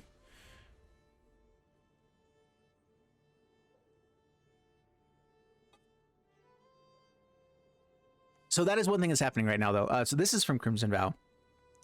Not many people have new cards, but this card with the guy that taps down all the time, the Thermo Alchemist, whatever. Maybe there actually is like a good burn deck right now that I haven't seen or didn't pay attention to. So this could be a little bit terrifying. Throwing out big threats means that they're gonna be thinking about throwing stuff at my creatures instead of at my face now. Chandra. Ooh, Chandra in that deck too? Terrifying. Without the sun, I'll light your way. Dude, Chandra's gonna be great in that deck. Holy crap. Okay, we need to build that deck. And we're dealing damage to ourselves. Yay. Oh no.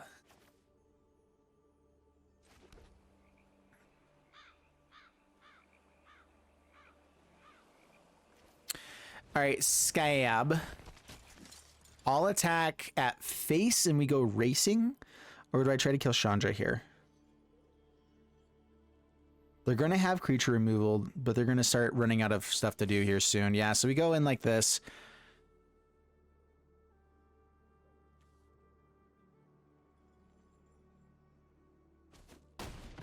Let's it through. Okay.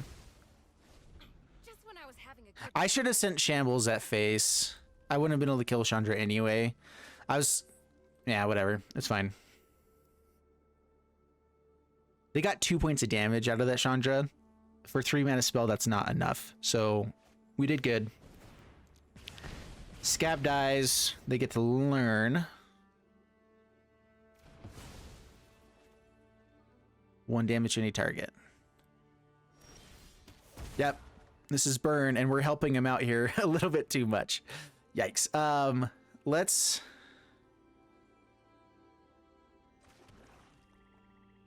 We're gonna go ahead and Deadly Dispute here in Shambles right now.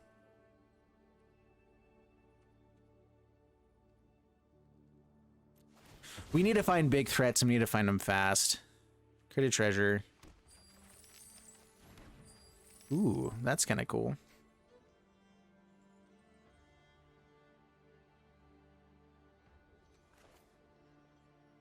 All right, so Scab. How much can I do with Tainted Adversary on the next? Yeah, I think we're good for a turn here. So go ahead and Cobbled Lancer, get another 4/3. Swing in. Decent amount of power in this, man. Yeah, Cobbled Lancer, as a 1-of, I think it's pretty good. There's always the times in the later games when you play out a 2-drop or a 3-drop and you need 1 more mana, and I feel like this is just the perfect extra card to be playing here and there. Where it's a decent threat. If it does die, we get to draw cards, so it's like interesting. It's just you can never play it as a 1-drop on turn 1, which is the biggest downside. I like it though. All right, so Magic Missile.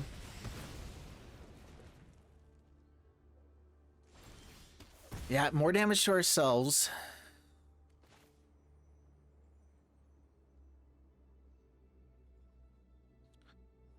What colors am I needing here?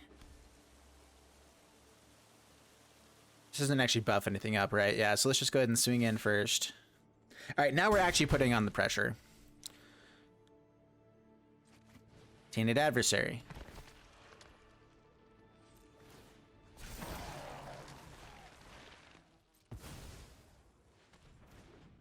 Get a wide board. It's going to be hard for them to deal with. They have lots of cards in hand, though. We've not seen a whole lot of burn yet.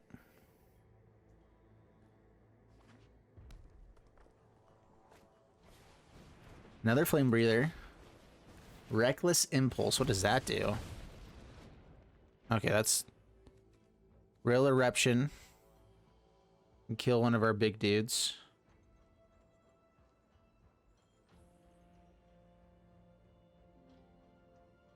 Narfi would be awesome here. Necro Duality is too slow. They finally started throwing damage at face. Good for you.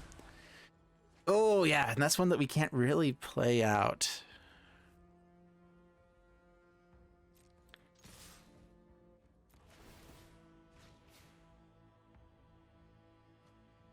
They have 1 damage here.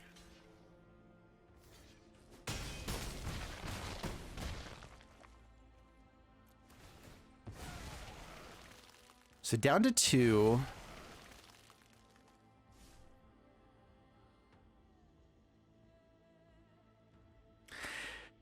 This hasn't seemed like it's a good card. They've never missed a land drop.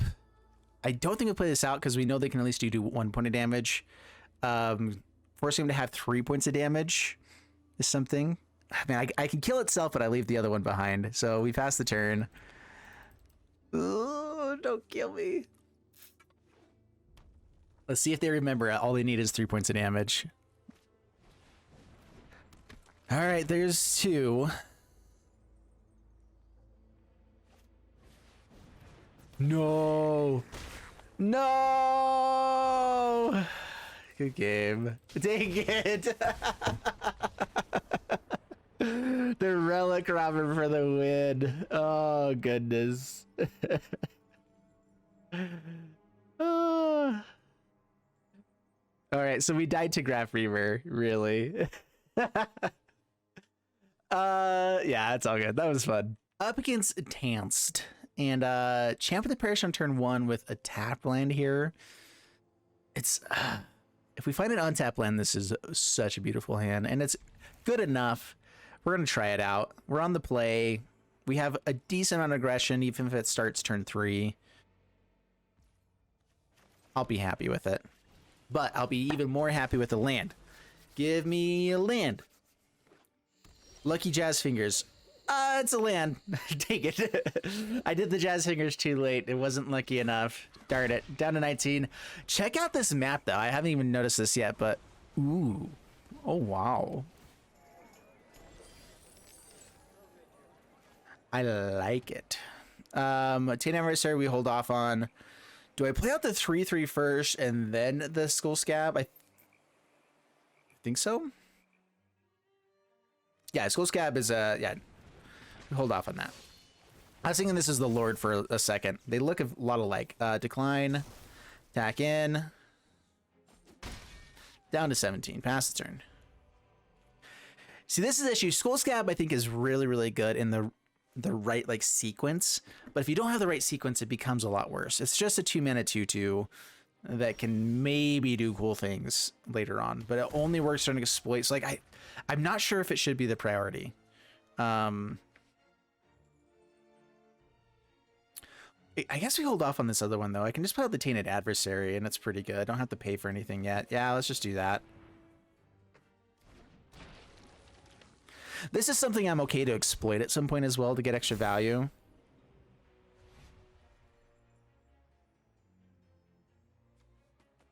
Have removal. Divides by 0 with the one that's hurting me. What? Oh, is that oh, it has to be greater than 1 mana value. Right, Champion of the Parish dodges it. I forget about that. I always forget that there are some things that dodge the divide by 0. How about that? Memory Deluge.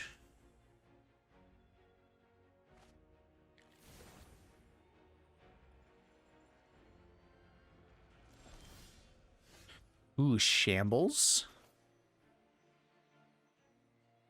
I like Shambles.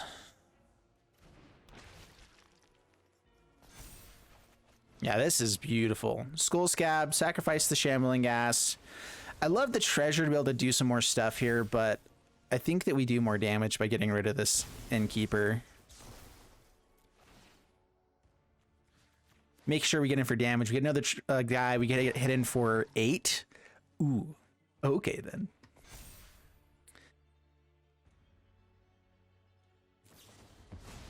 Oh, Fading Hope. Rude. That's just sad. Whoa, where are all of my other emotes? Are they all gone? Dude, I did some work to get those. Are they all gone now?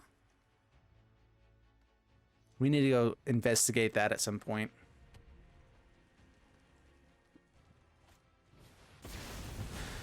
Burn down the house. Rude. Champion of the Perished. Or just Reavers. I think it's just Reavers here.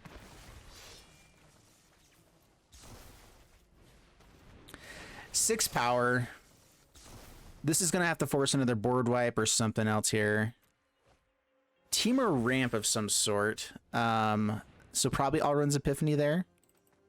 Finds a land, most likely extra turn next turn. Land for Narfi could be pretty good here. Hopefully a snow land so I can bring it back as well. Take 2. Necro Duality. Yes. Oh yeah, I'm down for that. All right, that is great. Now they're gonna have to really be careful with us ever being able to play again. Champion Parish becomes super good when I get 2 of them every time I cast it, or any other spell though, for that matter. Yeah, it's good stuff. There's the Epiphany. Who would have thought? Goodness, I'm so tired of that card. Dude, where are all my emotes? They sold us so hard on that, and now we don't have it? Say it ain't so. Memory Deluge.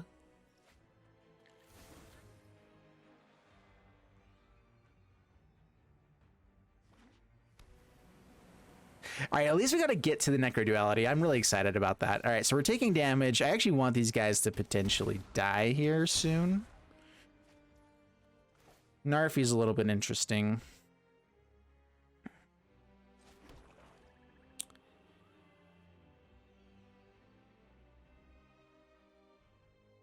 All right, swing in.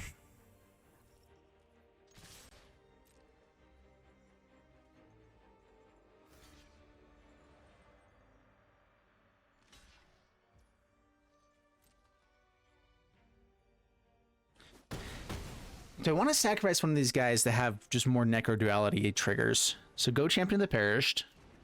They're going to have to find more Alrund's Epiphanies or burn down the house. The damage that these guys do to us will start adding up with the birds, but they're going to have to be blocking pretty aggressively as well. I think we hold off until they hurt something, so being able to play more stuff this turn, though, is huge.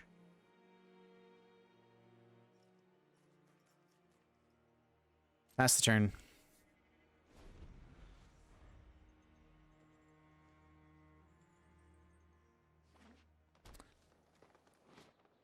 I like that art.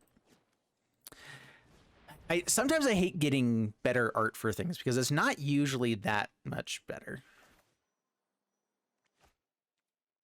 All right, so non-zombie things are gonna die here. Deadly Dispute. Please don't counter. Another Necro Duality. It does double up, so there's that. It's not a great... Oh, man, no, this is actually very bad now. Well, we play out Narfi.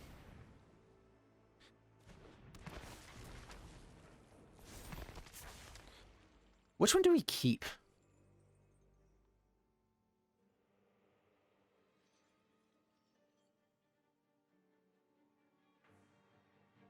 They have a chance to exile the one that's out here, right? But they could exile from our graveyard. I think we actually keep this one. Yeah, and that way this can stick around. I was talking about that in the intro, but I'm actually not sure that's the right way to go. Because there are lots of things that exile from the graveyard now with this new set. And we would just end up losing it. Like, if it was out here, they at least have to kill it and then exile it, and that sequence might be harder to do. I don't know.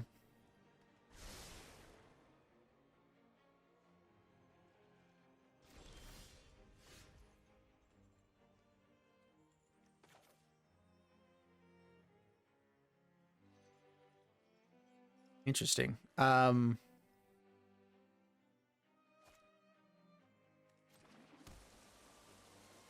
right, so we're gonna attack in for 4. 4/4. I'm guessing they're just going for Memory Deluge here. They're gonna have to dig for the board wipe, which they'll most likely find it now. So do I hold on to the Narfi because it'll just keep us having the win? Yeah, I think I hold on to this. Here's the question. So I can go School Scab. 2 more enter. The last one gets a chance to exploit. I exploit the first one, and I believe all of them will trigger, and I will get like... I'll end up with 5 2/2s by playing this one thing with Necro Dualities. That's good. So I believe I should hold off, though, because I can just play Narfi here in response. So pass the turn. They're going to have to kill this one. Or find blockers. They have Memory Deluge, which I want them to go find.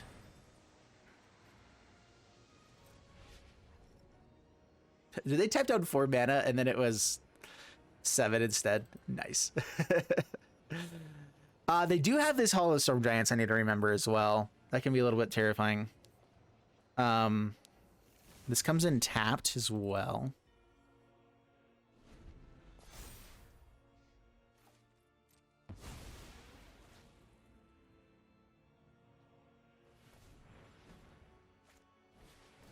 Prosperous. Okay, they have a blocker now. Yeah, that's annoying. I should have just gone for the Skull Scab. There's Coma. Drats, I messed up. I should have gone for the Skull Scab. I just knew that they were going to have Memory Deluge, and they're going to be able to dig 7 deep for the board wipe that they needed. But now they just have everything they need.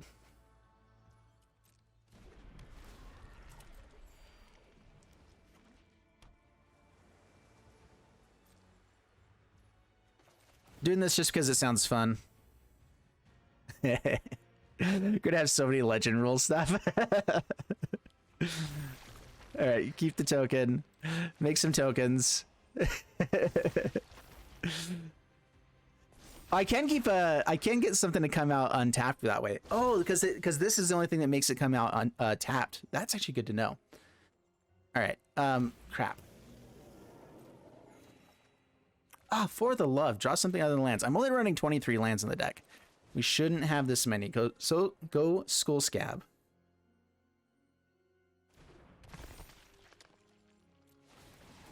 All right. I don't think that we can actually make this work anymore. So there's that one.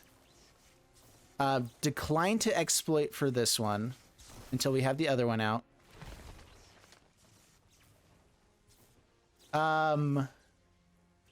Now we exploit this. And I think it's 3 triggers. It is 3 triggers. All right, perfect.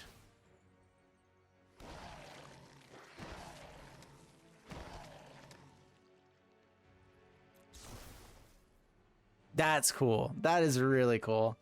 All right, and pass the turn. I mean, Coma, I don't think we outpace Coma, but if we find one removal spell here, we force it to tap down or kill or do something like that, then we have a shot. Galvanic Iteration. They potentially have Magma Opus here as well. I'm really liking how resilient these zombies are, though. Like, once you get Necro Duality, like, it allows you to play the late game, which zombies definitely didn't have the ability to do that before. Could they kill us if we...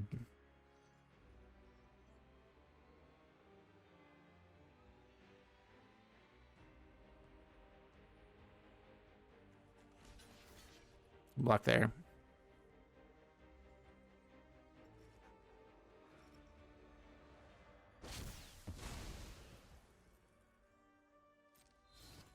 This doesn't even have Death Touch, right?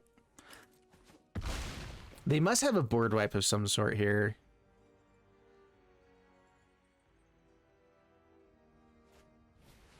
Yeah, burn down the house. Okay, 5 damage each creature. Yeah. Tapped down, they get to make a serpent next turn. They can sacrifice it to... Ah, there it is. Yeah, that's what kills us. We still had a chance to top deck there. Now I really don't think we have a shot. Necro Duality keeps us kind of up to the pace of Coma, but we'll see.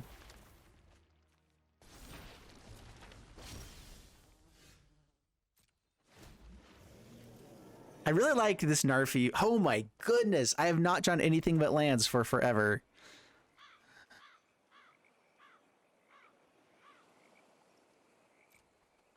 I guess we attack in. I need one more Snow Source so I can bring this out twice in a turn. That just gives us blockers for days. Days and days. And still keeping threats up.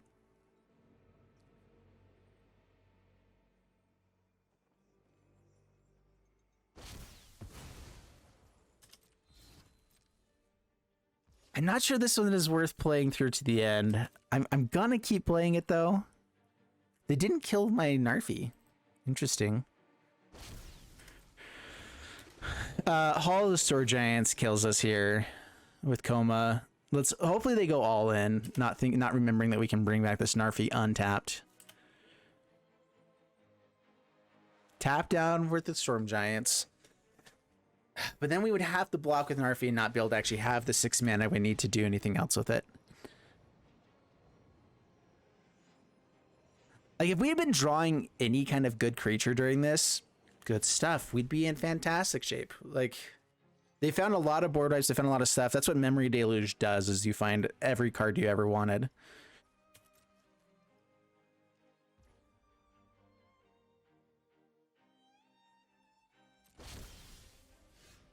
Yeah, more of those guys.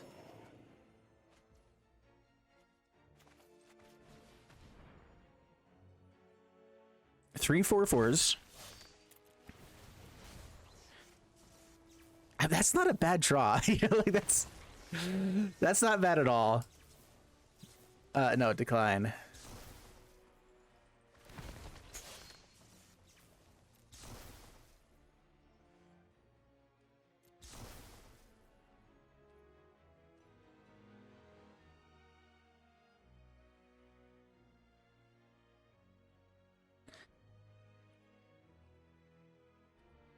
Yeah, pass the turn.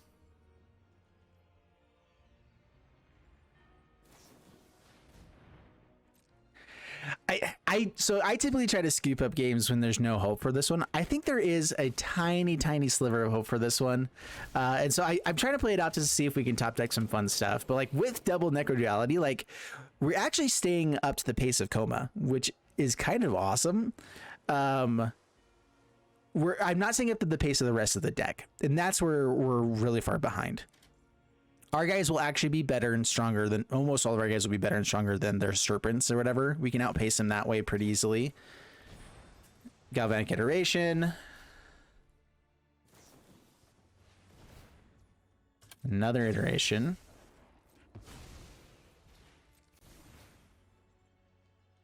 Do they have Magma Opus? Or is it Alrun's Epiphany? Yeah, we're dead. All right, good game. Sounds good. And we're out of here. Sounds great.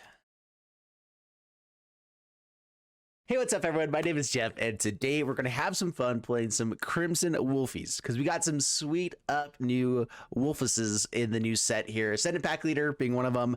Then we also have Celebratory Prowler, which is sweet, and we have Avonbuck Caretaker and our Volatile Arsonist. Everything else basically the same, but we got some it's wolves, and we have more good one-drops, which is exactly what it's been needing. And so Ascendant Pack Leader is awesome. Celebratory Prowler, going to try it out in this 3-drop slot. Don't want to like really kick out Reckless Stormseeker or go too heavy into the 3-drop slot, because we really want to be able to play 1-drop, 2-drop Tovolar, draw cards, be awesome, and then have good top end finishers, which we have. We have a Avonbuck Caretaker, which is pretty sweet. 6 mana, 4/4 hexproof at the beginning of combat in your turn, put 2 counters onto another creature you control. So having hexproof, being able to put on counters onto other stuff is pretty sweet. And then also it flips around, and all permanents we control have hexproof, which is like the bestest stuff. So that's the deck. Let's go and dive into the gameplay, see how this does for us, and wish me luck. Here we go. We are up against El Pardak, and we got to mulligan this one. We need to have 1-drops, because that's what we came to play. We'll take a 2-drop. That's what we came to play. Sounds good. Keep this, drop a Faceless Haven. We'll find the 4th land for Arlen for sure. I never have issues with never finding lands. Uh-oh. All right. All right, Rockville, tap, pass the turn. So I'm running 2 Blizzard Brawls and 2 Frostbites for a little bit of snow stuff, some Faceless Havens, but I'm still running full play sets of the dual lands, which makes it a little bit more difficult to actually make sure you get to it consistently, but every once in a while it's perfect, you know, so it'll be fine. Okay, go Naturalist, pass the turn.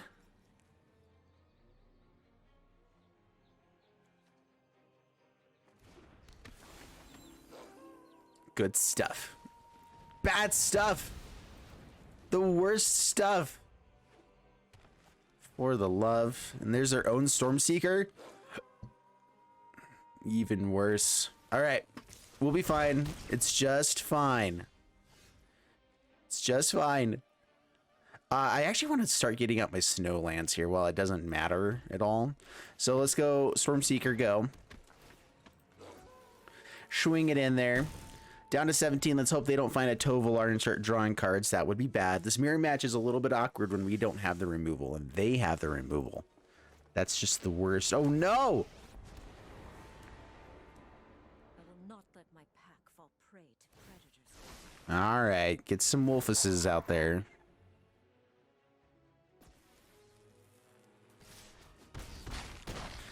So much pain, man.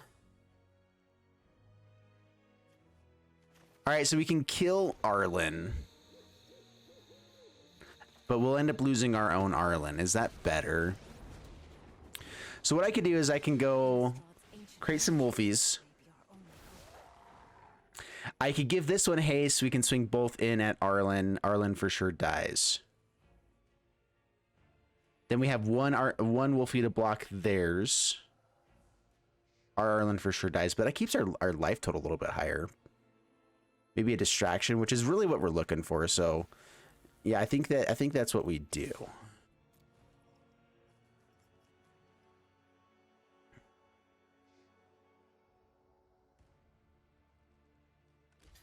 They trade off. The best possible thing for us there is them to trade off. We're way behind right now. If we can trade off pieces and still get rid of the things that matter, swell stuff. So they can buff up here. Actually, it only has a sorcery. No, it's just once per turn. All right. Starling Wolf can be a 3/3. Gots to remember that.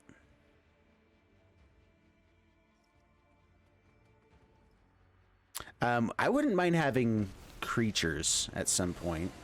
That's another Arlen. Feel the yearning of the patience, my kin.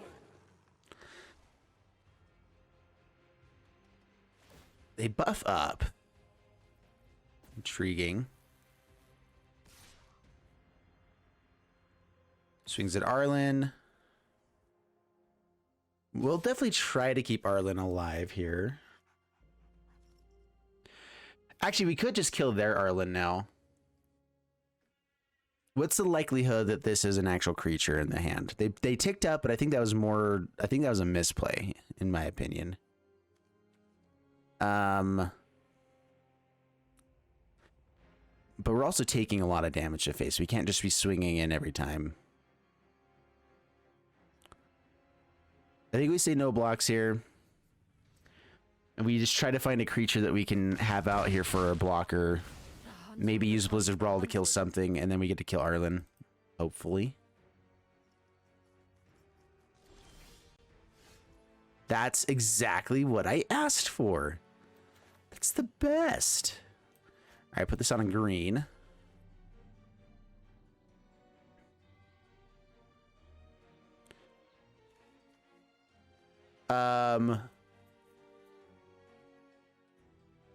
So go to combat. Buff up here. Attack Arlen.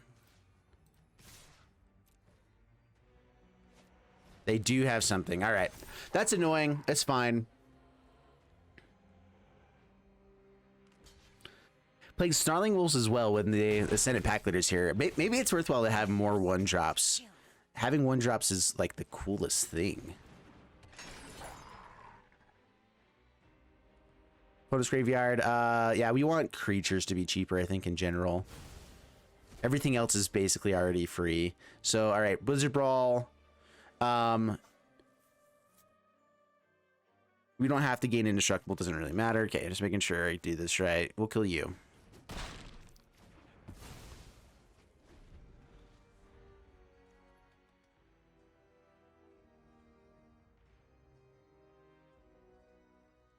And now I feel like we're in better shape. If they want to -3 here on Arlen, they have to lose Arlen to do so. They can tick up and still get quite a bit of value. Dawn approaches. I must go. Creates the Wolfuses. Did they have another one? I was going to say, if they have another one, I'll be so angry.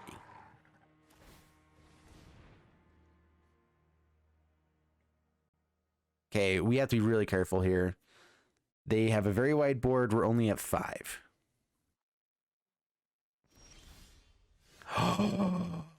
Like the best possible draw? Build up a board? Okay, then. We're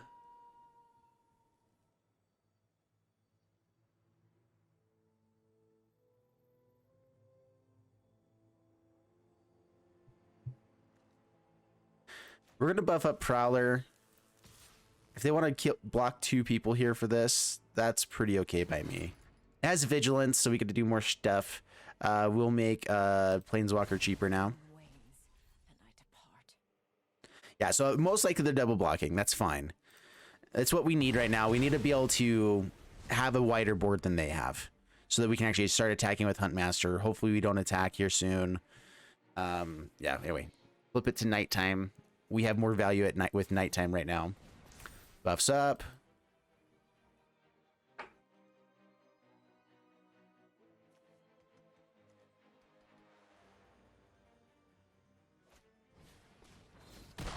That's annoying. All right, so indestructible now. Yeah, it gets the counter onto it. That's fine. Sweet stuff. Arlen.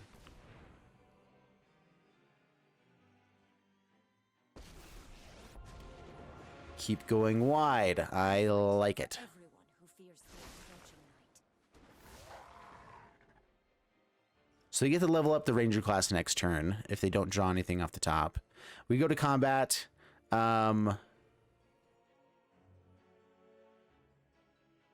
Let's see here. We're at 5. What can we afford to have happen here? I think we attack them with both these Wolfies. We hold back to the Huntmaster, the other 2 Wolfuses. They shouldn't be able to find a way to kill us here in the next turn.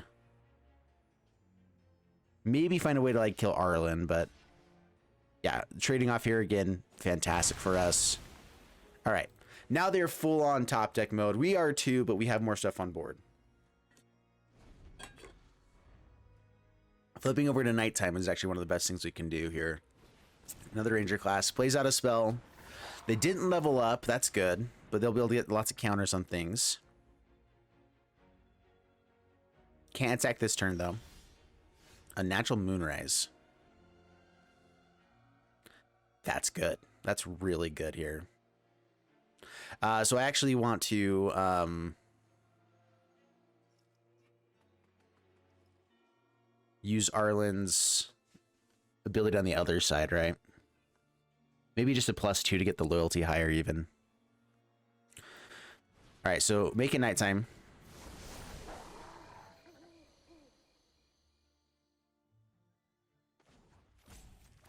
All right, doing it this way. We're hoping that we can draw something really good here. Keep back the 2 blockers. More blockers. I guess I should have attacked in there. This has trample right now, so the block does not help whatsoever. Draw a card, something good. Well, snow stuff isn't the worst. Guess I should have put this onto Arlen as well. That's fine. Pass the turn. I think we did it. I think we're in good shape. The one Tovolar Tovolar's Huntmaster, it's kind of the best.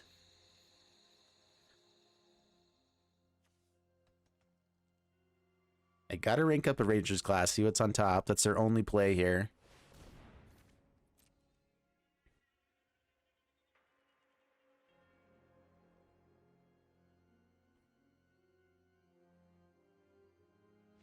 Yes, got there in the mirror match, and they had a lot of good stuff there. But we pulled through. I don't think I'm playing Ranger class. I need to add that in real quick. I just made room for 2 Rangers classes. That'll be enough for now. And yeah, it's a really good card. Should have put it in there initially. Up against Gio Venani, and pretty perfect hand. 2 Wolfuses and then a Tovolar. The dream has come true. Fearless Pup, go. I believe in you. All right, unfortunately, we can't get out Pack Leader here, which would be the better one, but Ranger class still swell. Ranger class with Fearless Pup is actually pretty sweet too, because putting counters onto first strikers, the sweetest of stuff. All right, so pretty sure they have removal here now. Do I want to throw out the Tovolar or kind of wait until they have, you know what? We have a really good play right now. So let's go ahead and just buff this up. All right, perfect. I guess it was monocolored stuff, so Tovolar would have been good there. But we had some good plays. Getting out more stuff beforehand is pretty good too. Down to 16. They're going to have to start putting something on the board to not just die. So they should put out something. There it is.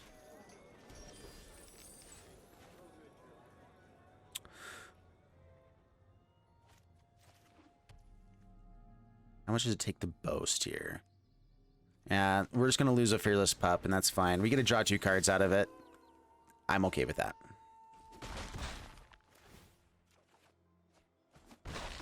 Perfect. Come on, land for the Arsonist next turn. Yes. So good. I twitch.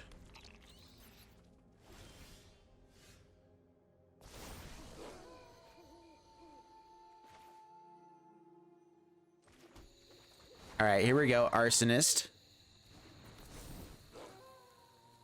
2 damage each to a creature and other stuff. So I think we actually swing in like this.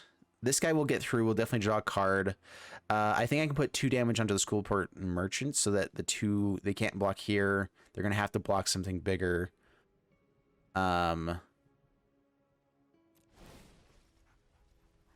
could block here. There's no way they block this guy. That doesn't really matter.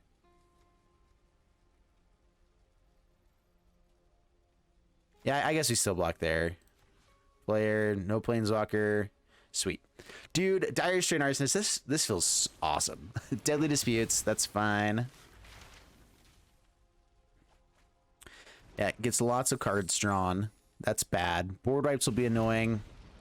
Down to 11. We're hitting in for a lot.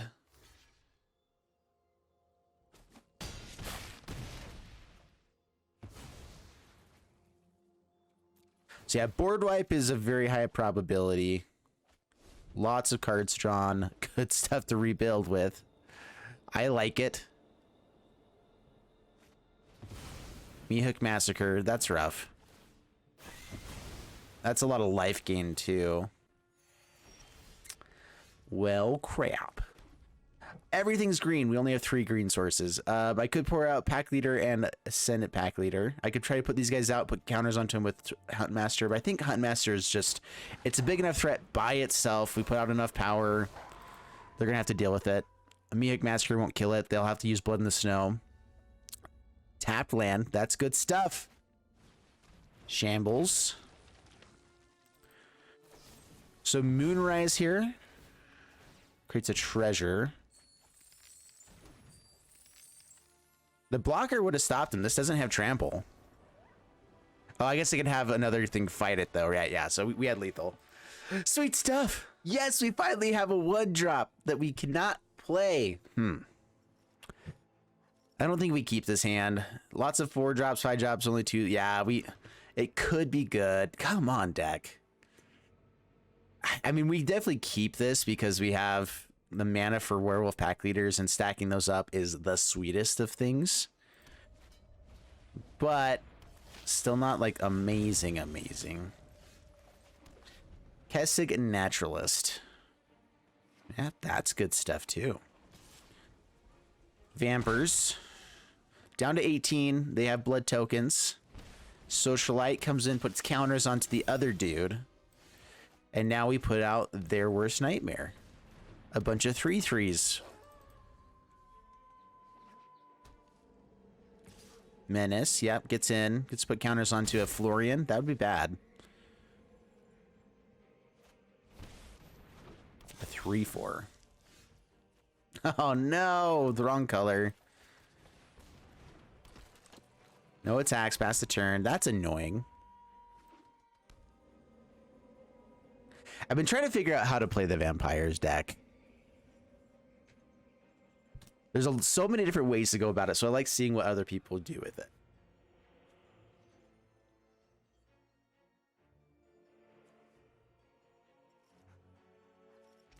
So the awkward thing with Vampire Socialite and Welcoming Vampire is that this says that they'll enter with an additional counter, right? And so then they won't enter with power 2 or less if it's already a bigger thing.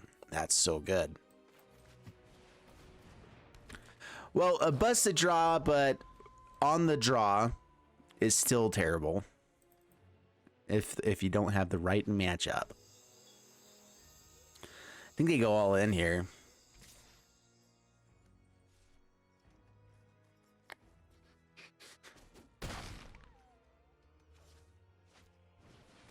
Oh my goodness. Wow. Wowzer.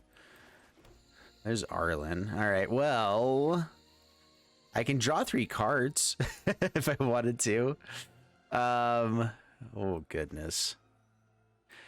You know, maybe this will take the pressure off of my face for a second. Maybe they'll forget they have lethal in the air. Humans and werewolves exist. Well, that was bad. Dude, vampires are pretty scary. If they're on the play and they get the right stuff and we don't do anything, it's pretty good. Good game. Yeah, attack Arlen. Come on. All right, yeah, good game. You got us. You did it. Alrighty, on to the next one. All right, this is the hand we've been looking for. This is beautiful. Pack leader, ranger class, good stuff. Cemetery prowler to make things even cheaper. The perfect blocker for our pack leaders. Great. That's fine. It's fine. We got one drops out there, and it's great stuff. Ranger class will help the pack leader be able to actually attack in. Life's good. Just fine. All right, so ranger class. No attacks past turn.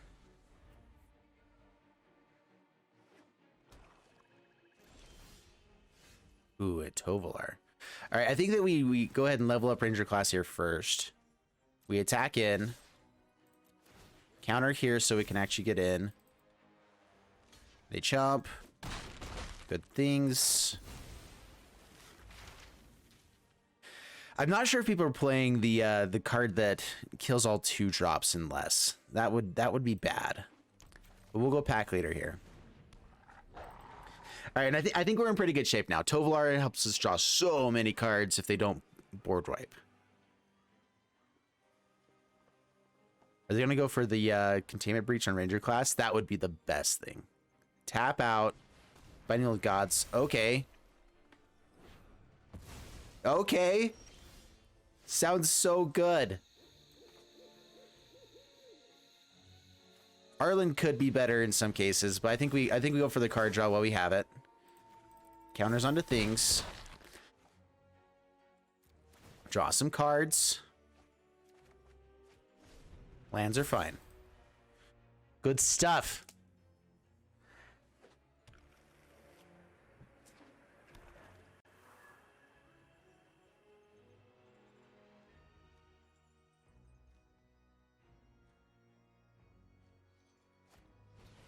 Yeah, Containment Breach gets a blocker. It is time. It is time. All right, so Arlen comes in as a 5/5 that will draw us more cards, right? It also bumps up pack leader. Yeah, I think that's the right way to go. Yeah, because Stormseeker can be hasty later. Right now, this is for now. Yeah, it's just good.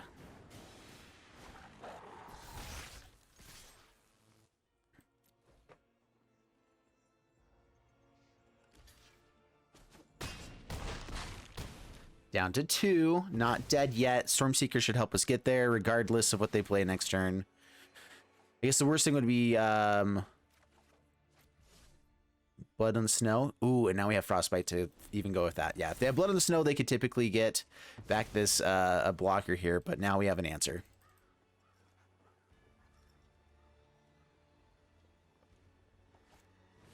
There it is, Blood on the Snow. Our stuff dies.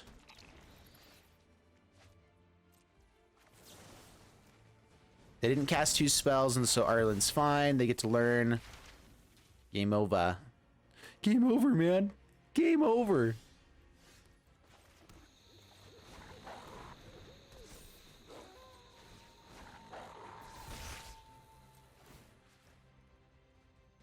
And dead in so many ways. So many. All right, that was fantastic. That is good stuff.